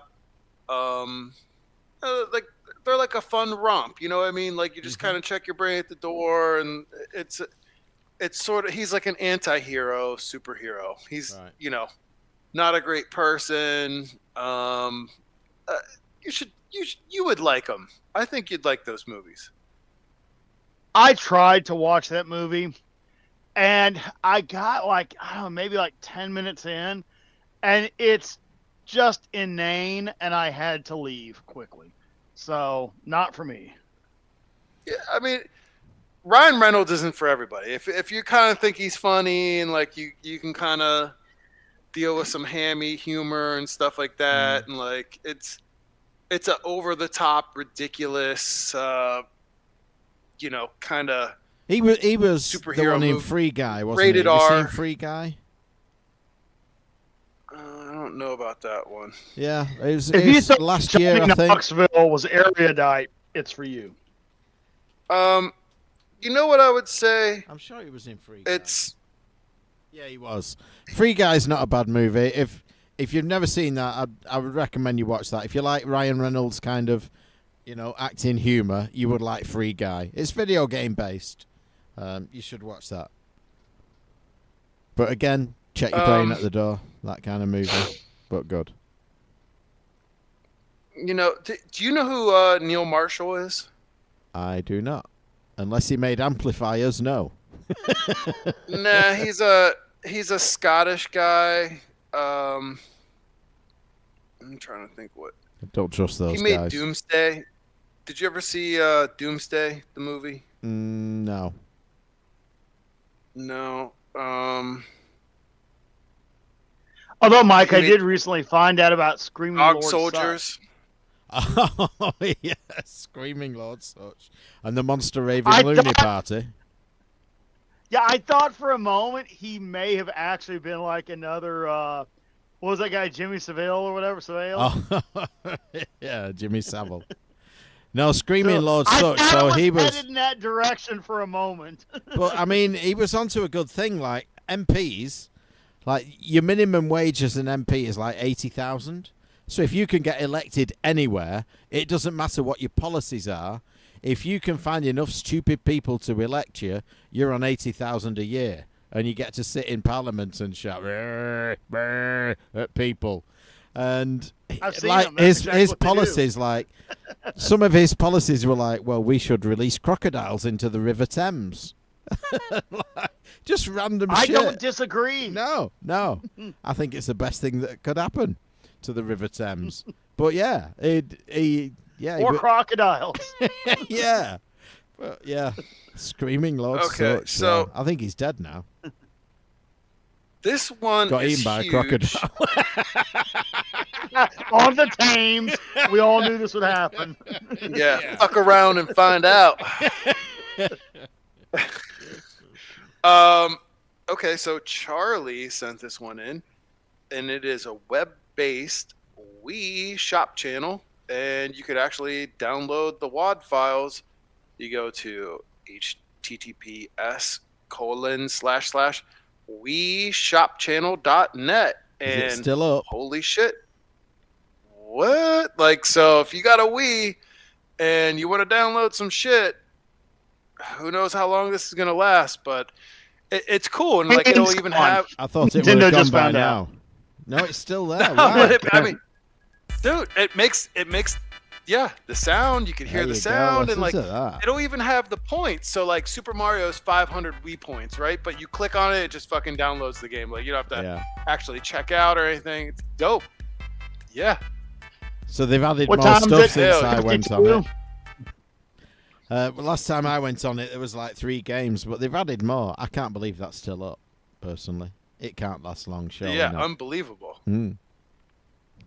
But, Mike, here's something that is up Go that on. you're going to be all about. Oh, Getting it up. The stylophone manufacturer Dubrec Yeah. is now a theremin manufacturer. For $110, you can get a theremin. I think I might need to get one of them. Are there any batteries in my stylophone? Let's have a look. I've got it here. Let's have a look. Oh, there's no batteries in Now, it. granted, it uses a synthesizer. It's not a true analog theremin. No. But, for 110, is a stylophone an actual pipe organ? I think not. Here is a stylophone. Speaking of pipe organs, It's what's your there opinion on the this, camera Mark? There it is, right there. That's my stylophone. Bro, That you is need a to upgrade stylophone. to a keytar. What are you doing? Guitar. No, the stylophone's where it's at, dude. Nah, keytar. Wait a What minute. about the theremin, though? Mike, are you ready to step to the theremin?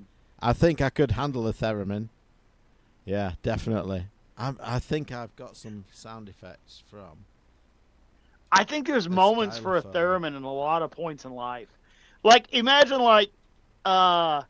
let's say hypothetically, like, Mike, one of your daughters, right, Mm-hmm. is, in need of some emotional support. Dad, would you go with me? Me and the husband are trying to have our first child, and, it's not working out. We're going to go to this clinic and all. And you're just sitting there in the side of the room, and they're like, well, we could try some experimental therapies. And you're like, like the most inappropriate moments, right? Like,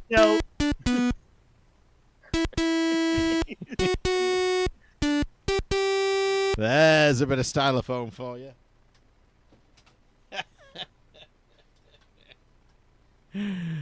So I remember I'm when telling the, you, Mike, when the there's a future here. stylophone came out in the 80s, 70s, maybe late 80s, 70s, late 70s, 80s. The toy store in London called Hamleys. I was there with my family. Well, I was a kid, obviously, so my dad and Ian Neil, etc. And Rolf Harris was the guy doing all the advertising and promotion for it. And he later turned out to be a kiddie fiddler. But luckily, he didn't get his hands on me when I bought my stylophone from him. But I saw that look in his eye. Oh, Michael. I need to tell my. But yeah, the Catholic theremin youth just group the story sometime. theremin sounds amazing. I'd love one. Might have to look into this.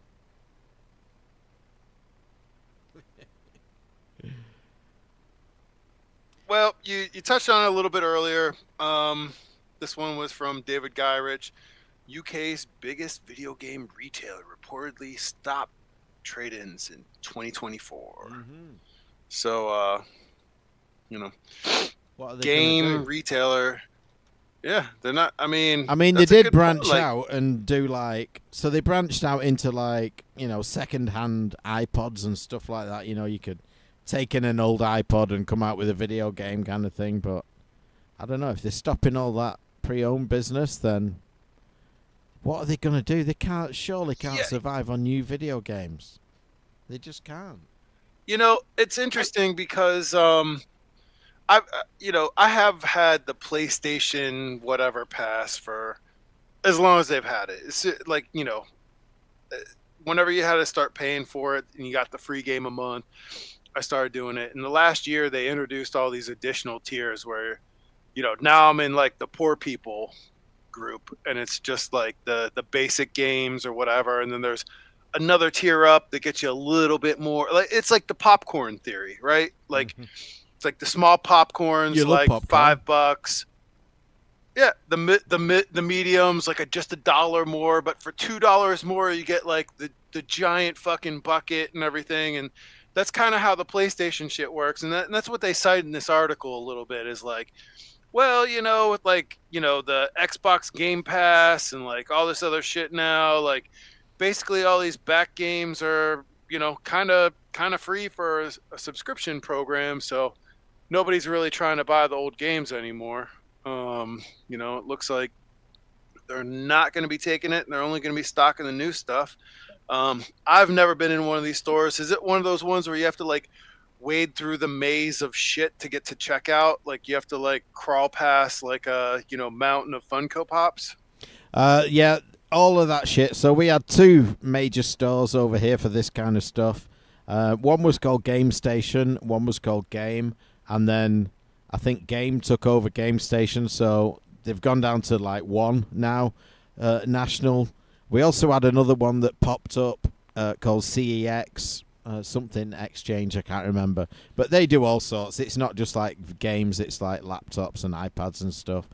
But Game is really the only major, game-focused retailer we've got now, and it's just got to be the death knell, hasn't it? You like you say, you wade through piles of shit to get to the checkout, and people will come over. Like last time I went in, I was looking on the shelf at, was it 3DS games? I think I'd just got me 3DS, and they're like, "Oh, have you tried that? Have you seen that? What about this one?" I'm like, "Dude, leave me alone. I know what I'm looking at. Just fuck off." Yeah, so remember earlier when I was talking about the palpable desperation. Yeah. That's like, Yeah. so the GameStop that we had here near me, the last few times I went in there prior to the holidays, I mean, I am going there to see what games you have on the shelf, right? And they're like, "Hi, can I talk to you about cell phones?" And I'm like, "You see on camera how fast my head's turning?" That was more or less the reaction. And then the fucking kid, he says to me, "Can I talk to you about cell phones?" I'm like, "Okay, me first." I'm currently running Calyx OS, although I do also have 3 other Linux phones. And, right now you're aware of the Apple, and I basically made this kid sorry he ever fucking asked. You should have told him what's the joke? The aristocrats. That's brilliant. Yeah. Can I talk to you about phones? Well, just before you do, let me tell you this. So this guy goes into a talent agency and he says, "Boy, have I got an act for you."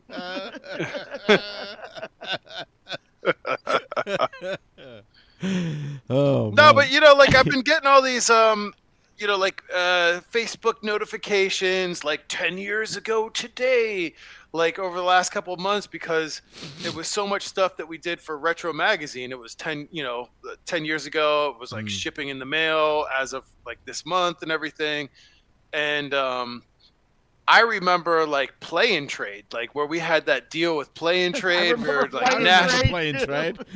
The boss drove a Hyundai. They were like, we're gonna go out on a yacht and shit. And Mike was all like, "Oh yeah, like the Play and Trade's like the fastest growing retail." And like they had one near me too, and they had like a car sitting out front. And I want to say it was like a Mitsubishi Eclipse that was like, had like a full body wrap of like Zelda and shit on it, and like it looked cool. And we're like, yeah, and, like these are our kind of people. Yeah, dude, like they went out of 99 business. Eclipse? They went out of business so precipitously. Like, I mean, it was like overnight. Like, it was like fake virtual capital money or what, like who knows what happened, but I mean it was like a crappy version of a GameStop or something over here, and it was like, I don't know, I think there's a couple Mike had an like, office the guys there. like yeah, like they kept the name of it or something, but like Dude, they're still operating as plain of all the things that you could have been there to watch, right? Mike at the New York Toy Fair, Mike at Play and Trade, like of all the moments I wished I could have seen of life just utterly rolling him as he thought he was getting over on life. The one that I would love to see without exception was when he walks into Play and Trade. Now this is Play and Trade, right? We all know their arc in life. And had to walk past the CEO's Hyundai and go in there and box up his things that he had carried to play in trade. Yeah. Comes walking And out then with his fucking- box. Picture of him and Hyundai Trisha. Elantra. Hey, can you imagine him? A paperweight and a picture of him walking- and Trisha. Can you imagine him, though, walking out of the play and trade headquarters, passing up the Hyundai to go to his soon-to-be no longer his company-provided car with his box of fucking shit that he thought was important to carry. Can you imagine how many things are in that box that he was going to show off to the guys at Play and Trade? Oh, no, I got my Commodore 64 with the Mr. TNT, or I thought you guys would come by the cube and play it, and we'll rap about corporate strategies. And next thing you know, he's fucking putting it on the back seat of the Nissan Rogue and pulling out of the parking lot. Yeah, I'm gonna go buy a water. Oh, man. So apparently, according to Mike James anyway, there's a handheld Sega Mega Drive device in the works. I thought we already had one, but no, this is a new one. A handheld Mega Drive known as the Mega 95, which plays original carts, has been announced by Hyperkin. The Mega 95 is equipped with a 5-inch display, which you can toggle to switch between 4x3 or 16x9. Battery life should last for 10 hours per charge. Well, you're not getting that out of your Nomad, are you? So the Mega 95, if you want to play your Mega Drive carts on the go, maybe one to watch. I wonder if it will work with the... What have I got on for my Retron 5? The power converter, I think. So you plug this in, and then you plug a Master System cartridge in the top, and you can play Master System games as well. I wonder if it supports Master System 2. But there is a handheld Mega Drive coming. I tell you something else is coming. At first I said, well, I don't know about all that. Then I thought, well, do go on. So there's an Atari 400 Mini coming in March. Not next March, but like in March. In Like this soon. March. Yeah. And has 25 included games. Okay. If you're big of years but small shelf space, you might be interested in the newly introduced 400 Mini, an officially licensed scaled-down version of Atari's 4.5-decade-year-old computer, the Atari 400. So these Atari computers, man, they were pretty cool. So I actually had a 400, and then later they came out, I think, with the 8, and I didn't get that because it seemed kind of like it was going to be dead end at that point. But somehow it struggled on all the way through the Atari ST. But anyway, they had later, I think it was the 800, actually had this really neat like mini card rack in there, and you had to disassemble half the computer to install the cards, but always an interesting design, the Atari's design philosophy on that thing. Anyway, the guys that made the C64 Mini and the Amiga Mini and the C64 Maxi are introducing this, and so far they've done good work. So I cannot imagine not picking one of these up. It looks spot on, and I think it's going to be a great way to introduce a lot of forgotten games to people, because how many people played a lot of Atari 400 games? So I'm glad to see this. This looks really cool. Now, would you hurry the hell up and get me my full-size Amiga Maxi? Well, yeah, that seems to be people's response to this. So, yes, Atari 400, great. Atari 800, very similar system, much better keyboard. It's not the chiclet style, keyboard or whatever. Membrane keyboard, sorry. But, yeah, people's reaction to this is like, well, where's the systems I want? Why do the Atari 400?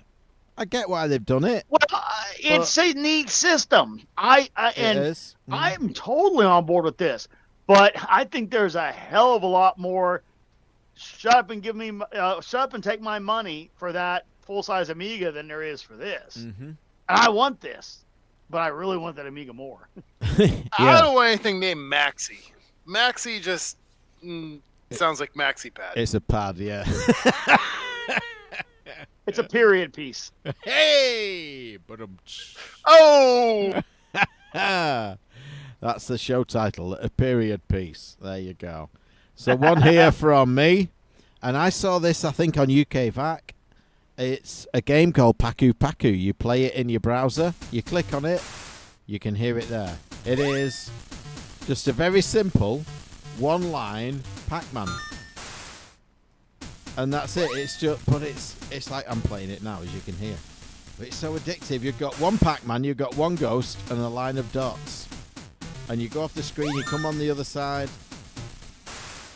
and you need to close the browser because otherwise you'll be there all night. Give it a try, Paku Paku. Very addictive. One here from Doug, and he says this is not a terrible list. And you know what? He's not wrong. He's not. So wrong. it's Games Radar. They did 50 best games of the 80s. And you know what? It's a balanced mix of there's a lot of Commodore 64 in here for sure. But a good balance of that, some arcade, some console, and then a couple that, you've not, there's ones you know well, and there's ones that well, I don't really know that one, do I? So, and then some he just kind of say, Outrun he threw in there, but didn't really credit it to one system or the other. So, and then some there's one here Dragon Torque. I never played this, and it says we make no apologies for the inclusion of an obscure title on the UK-centric format. Okay, fair enough. I just hadn't heard of it, but so ones you've heard of, ones you haven't. So interesting list. Yeah, it's one of those you think, yeah, absolutely, and then you think, well, why is that on there? I think I've probably told this story before. Podcast I listen to, No Agenda, but best podcast apart from ours that I listen to, and he is a long-time journalist, tech journalist, and he would do a lot of these lists for PC Magazine going years back, and they would do a top 10 this and a top 10 that. And he would say, so you'd put in 8 picks that people think, yeah, and then you put in 2 that are just out of left field, just to get people responding and talking about it. And so there is a few of those in this list, but otherwise, pretty solid list. One in from fan of the show, Gareth Hamer, Resident Evil Gone Medieval. And this is pretty sweet. So it looks like published by a guy, Aidan Watkins. It's a video, and you could download a MediaFire file. And this is a mod. It's a proof of concept. It looks good, man. You're a knight with armor, and you're walking around in Resident Evil 2, and you're dicing up zombies, and he has some interesting background music, and there's moaning and shit. So if you're into the mod scene, this is way different than some of the other things I've seen. So this is cool. Kind of reminds me of maybe Elden Ring or what's the Demon Souls or something like that kind of take on Resident Evil 2. So should be fun to play. Check it out. Yeah, it looked interesting. That I watched the video when it came in. And I got one here from Charlie. Sorry, Mike. No, go on. Got one here from Charlie, and this is interesting. And it kind of begs a question. It says here, Clockwork Knight 2 cheat code found that unlocks first game. Okay, so for 28 years, North American owners of Saturn. So here we go with Saturns. It's the month of Saturn. It is. Side-scrolling platformer Clockwork Knight 2 have had an extra game on their discs and never knew it. Okay, so last month this guy found a cheat code. And you basically go down, left, up, left, down, right, up, left, right, whatever. It makes a jingle, and then there's a box that says Part 1. And you pick it, and you can play Clockwork Knight Part 1. So that begs a question. I wonder, because remember back in the day, they come out with the game, and I mean, okay, there's the Konami codes. You try it on different Konami games, you might get different results.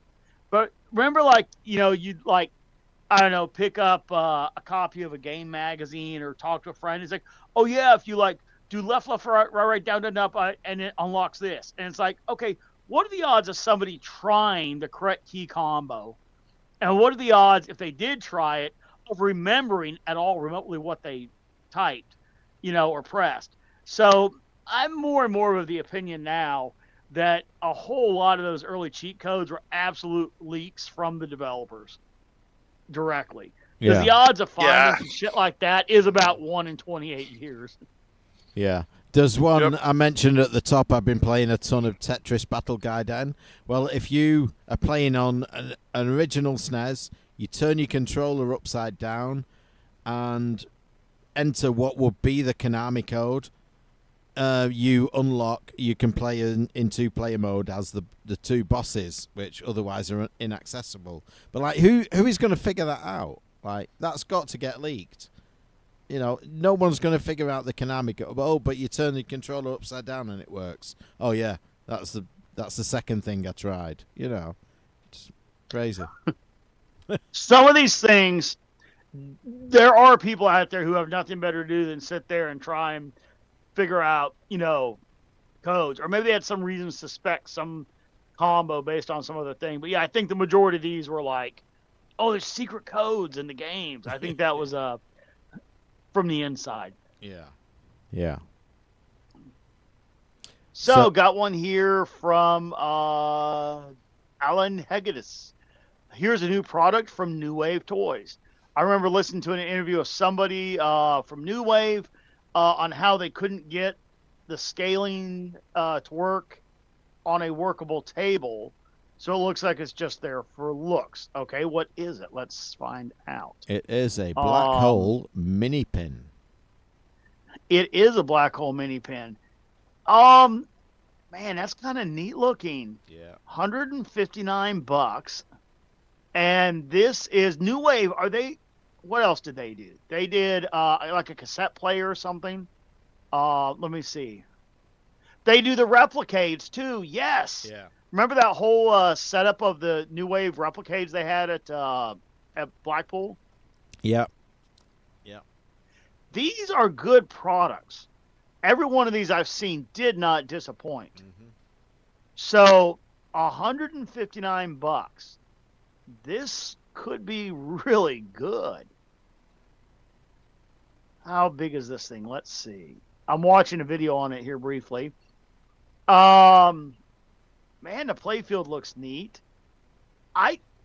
This visually looks pretty cool. I mean, if this did nothing more than sit there and run, like just as a display, I could see them charging this much. But if the flippers work and like stuff works with any kind of quality, that is a phenomenal price. And again, they've released a lot of those good arcade minis, so I'm gonna say that this could damn well be a really good thing. Let's see here. I finally found 19 days till it's available. Man, I was just looking for some better picks and I'm not seeing it. But yeah, we're gonna have to watch this. This could be a very cool thing.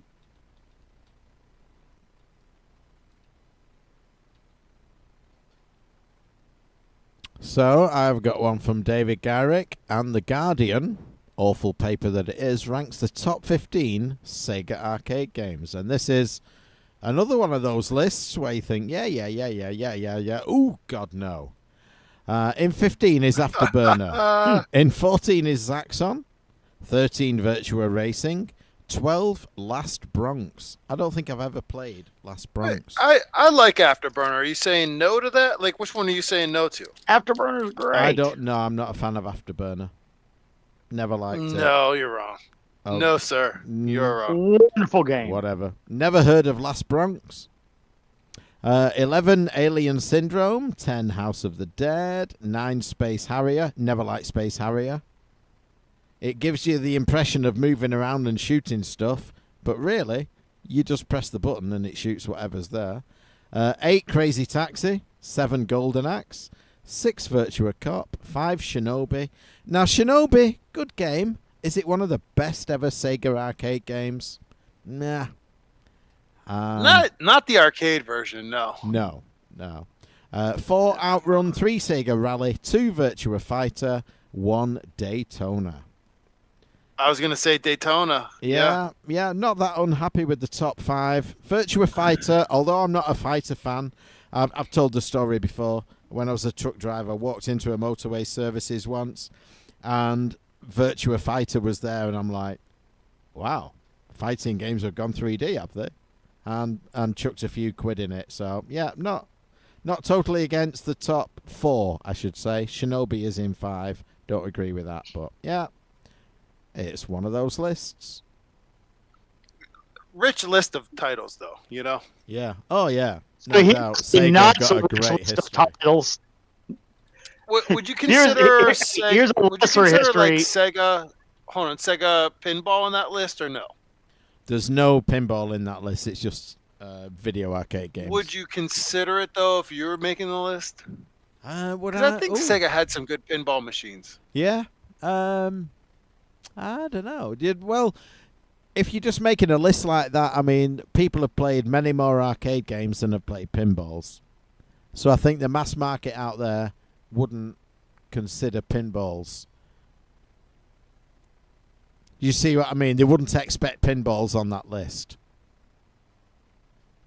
Like, I could see pinballs going on there personally, but I don't think most people would expect to see one. Okay. Yeah, I agree with that. There's no, I mean, we think, oh, Sega, they made pinballs for a while, not for a long while, but it wasn't very long. Yes, they were good, but it was before a lot of people would have known about it, that, you know, current gamers would never have heard of Sega pinballs, and in many cases not heard of Sega, so sucks. Got one here from a minimalist console without a feature-rich history and a lot of games to go in the library, is the Gakken TV Boy. And according to David Gyrich, it looks like a mediocre system. So apparently this Gakken came out, and it looks like something on the quality of like the Arcadia or the, one of the like third-tier gaming systems that, sold some but not a lot, and then kind of went away. So, yeah, it looks like somewhere between, the Fairchild Channel F and the Atari 2600 in terms of quality. But, it's got a very small library of mediocre games and poor interpretations of great consoles. Although somewhere out there's like, no, man, Gakken Frogger is like the best one ever. Dude, I can't 100%, believe you're dissing 100%. the Gakken TV Boy. Yeah, Gakken. Fuck. You ain't never played shit. You guys don't know what you're Gakken. talking about. I'm never listening to your show Never again. listening to this again. I'm whacking on my Gakken. Where's Giant Bomb? Yeah, you'd be waxing that Gakken. Yeah. But this is the kind of I think thing. that's everything. I mentioned it at the top. Well, we got one more. I mentioned it at the top. You need to read Craig Turner's book, Game Not Over. You will see systems like this, but good ones. But he is coming out. So Volume 1 is out. He is coming out with at least a 2 and possibly a 3. Final one then is the N64 handheld made from a Game Gear. Jerking that gherkin. Mercury 64 is a Nintendo 64 in a Sega Game Gear. I'm not sure why you need to do this, but someone's done it. Because Toy Fair comes up faster every year. It does. It does. It looks a nice system, but yeah. I don't know. Because it's like an original Game Gear with a cartridge slot on the back, so the screen on the Game Gear is quite small, and some N64 games you kind of need a bit of real estate on the screen. So, yeah, just because you can doesn't mean you should. Anyway, that brings I wonder us if they to... paid for that prototype. Wow, yeah. That brings us to the end of live news. And I forgot to write down the potential show title before. What was it? A period A piece. period piece. There we go, a period piece. I would have heard it when I Yep. went through and edited this, but thank you for the reminder. Shows you're listening. It was a test, just to make sure you were listening. A period piece. Hey, we both got it. You Yeah. did. That shows you both listening. Hell Well done, yeah. guys. Yeah.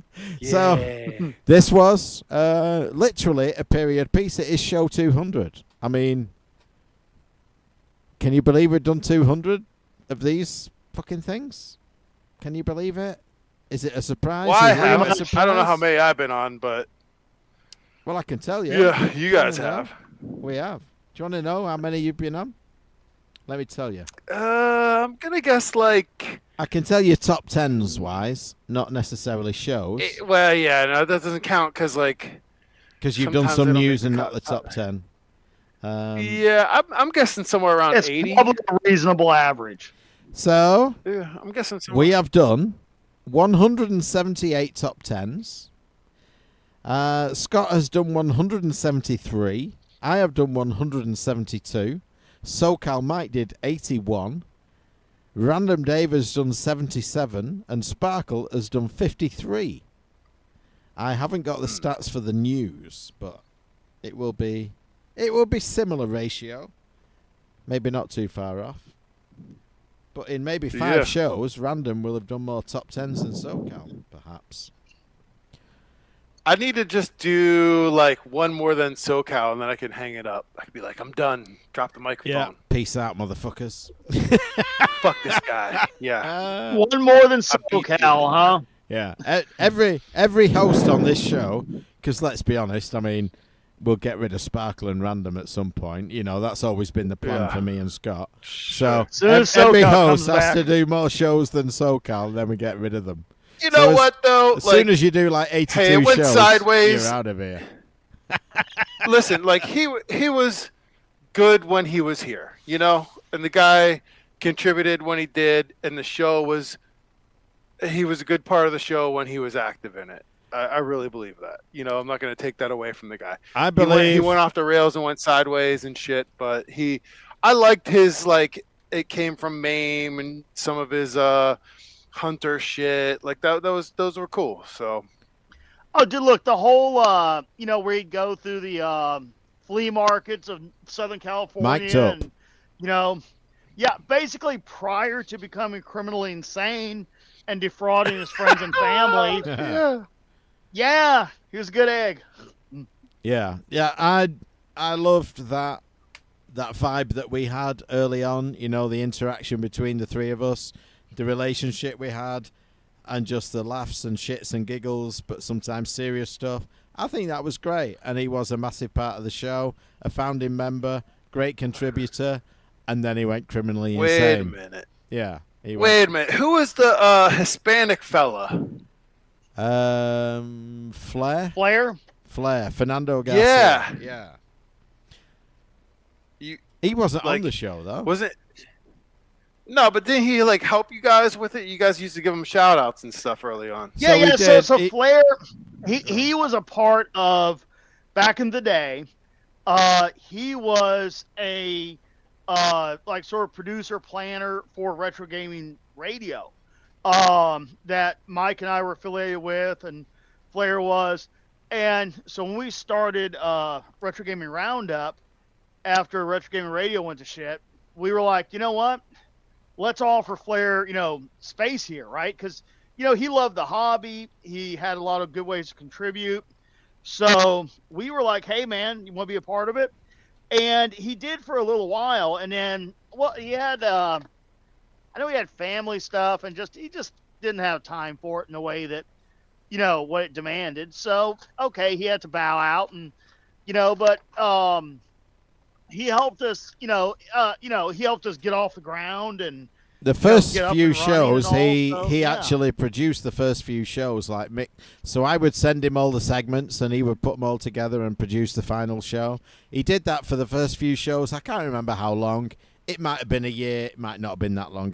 I forget now. But then, like Scott says, he had some family stuff come up, and I think he changed careers and moved. So he's a Mexican national. He moved into the US, got his green card and all that. He still works in the US. And I still talk to him now on WhatsApp. I've got him on WhatsApp. He lives in, or he did live in, a dry county, so I would like take the piss out of him for that. But he would like go over the county line, buy alcohol, come back, kind of thing. But yeah, he was part of the early shows, and like Scott said, he came over with us from Retro Gaming Radio. And yeah, I still speak to him. He's a good guy. Yeah, like I said, he was instrumental in helping us get the show off the ground. And none of this stuff was, stuff that we wouldn't have figured out or couldn't do.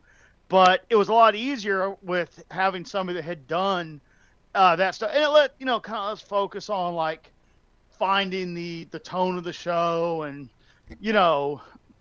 that kind of stuff. So, yeah, I mean, huge help in the beginning. And I really appreciated his contributions. Okay.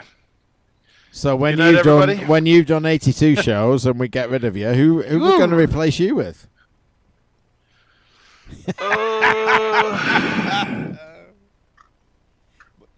Let's see. I was going to say a Muppet. That would be ideal. Lord Neil Barmer. A Muppet? We'll get Lord Neil Barmer. No. Waldorf and Statler. No. It'll be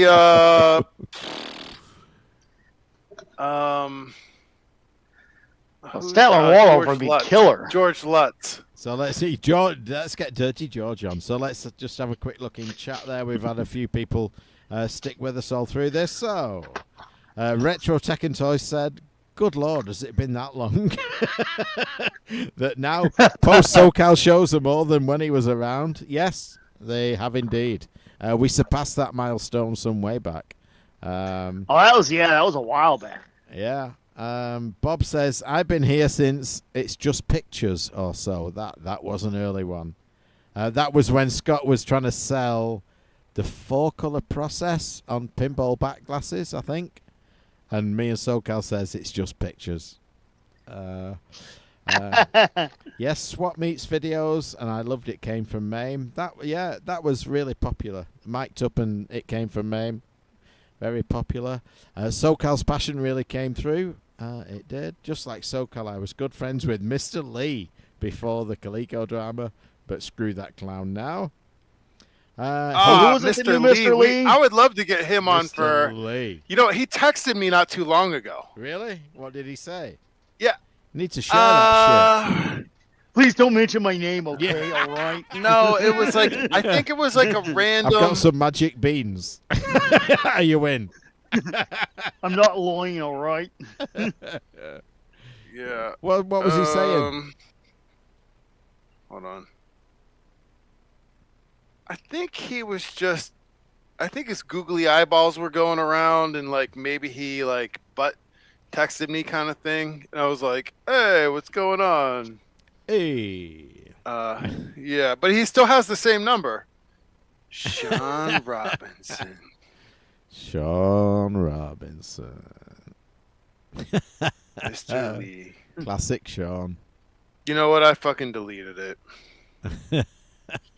Oh, I'm not surprised. Yeah, no, but it was like, it was weird. It was kind of out of the blue not too long ago. And it was like, I got a text message. It was like, hey, Deborah, or something like, oh, wow. Some random, like some random, like some I've got $5 million somebody... in the bank account, but I can't get it out until you send me $100. Yeah, but you could tell, like, he was like fishing around, like wanting to see if it was still my number or something. You know what I mean? It was like, yeah, that was kind of the Yeah. No, yeah, no. Wow. Nice. I was going to play a clip then, I can't find it. No, can't find it. 200. We should have I should have made a little logo or something. Hell. We should. I think the proof is in the pudding. The proof is in the pudding. Ooh. We're still here after 200 shows. And to celebrate... You can't argue with... Straight from Reseda, here she is, Raven. Give it up. Woo! Take my money. Yeah.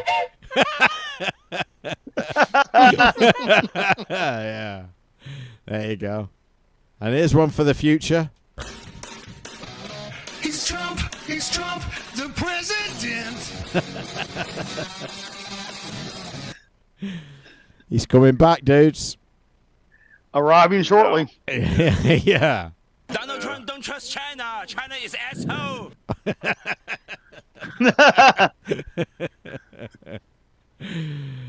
All right. All right, guys. Well, thank you, everyone who stayed with us through live news. Let me just jump back on the YouTube screen. And 200 episodes. 200 episodes. Thank you to everyone in live news this evening for our 200th.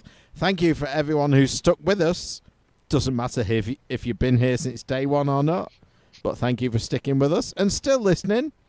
And let me know if you found it useful that I put up a pre-show link to the YouTube live and then went live, if you see what I mean. Somebody in Discord, I think it was Garcia, said, why don't you pre-schedule it in YouTube and post a link here? So I did that. Let me know if you found that useful. If you did, I can do it again next month. And yes, we're all very emotional, obviously, reaching 200 episodes. We had to pause earlier as Scott got very emotional and started crying. Sparkles had a moment or two this evening through the broadcast. As have I. I had to go off camera. Didn't go for a wee break. I literally went to cry, thinking, this massive achievement we've made. And we're just sorry that Random Dave couldn't make it at the last minute, but hopefully he will be here next month for the 201st episode. Yeah. 201, Woo! baby. Woo! Yes, thank you, everyone. And good night. We will catch you again in the future, probably in about a month. Night, everybody. Say See you good all night, soon. everybody. Good night, everybody. Good night, everybody. Good night. Night, John boy.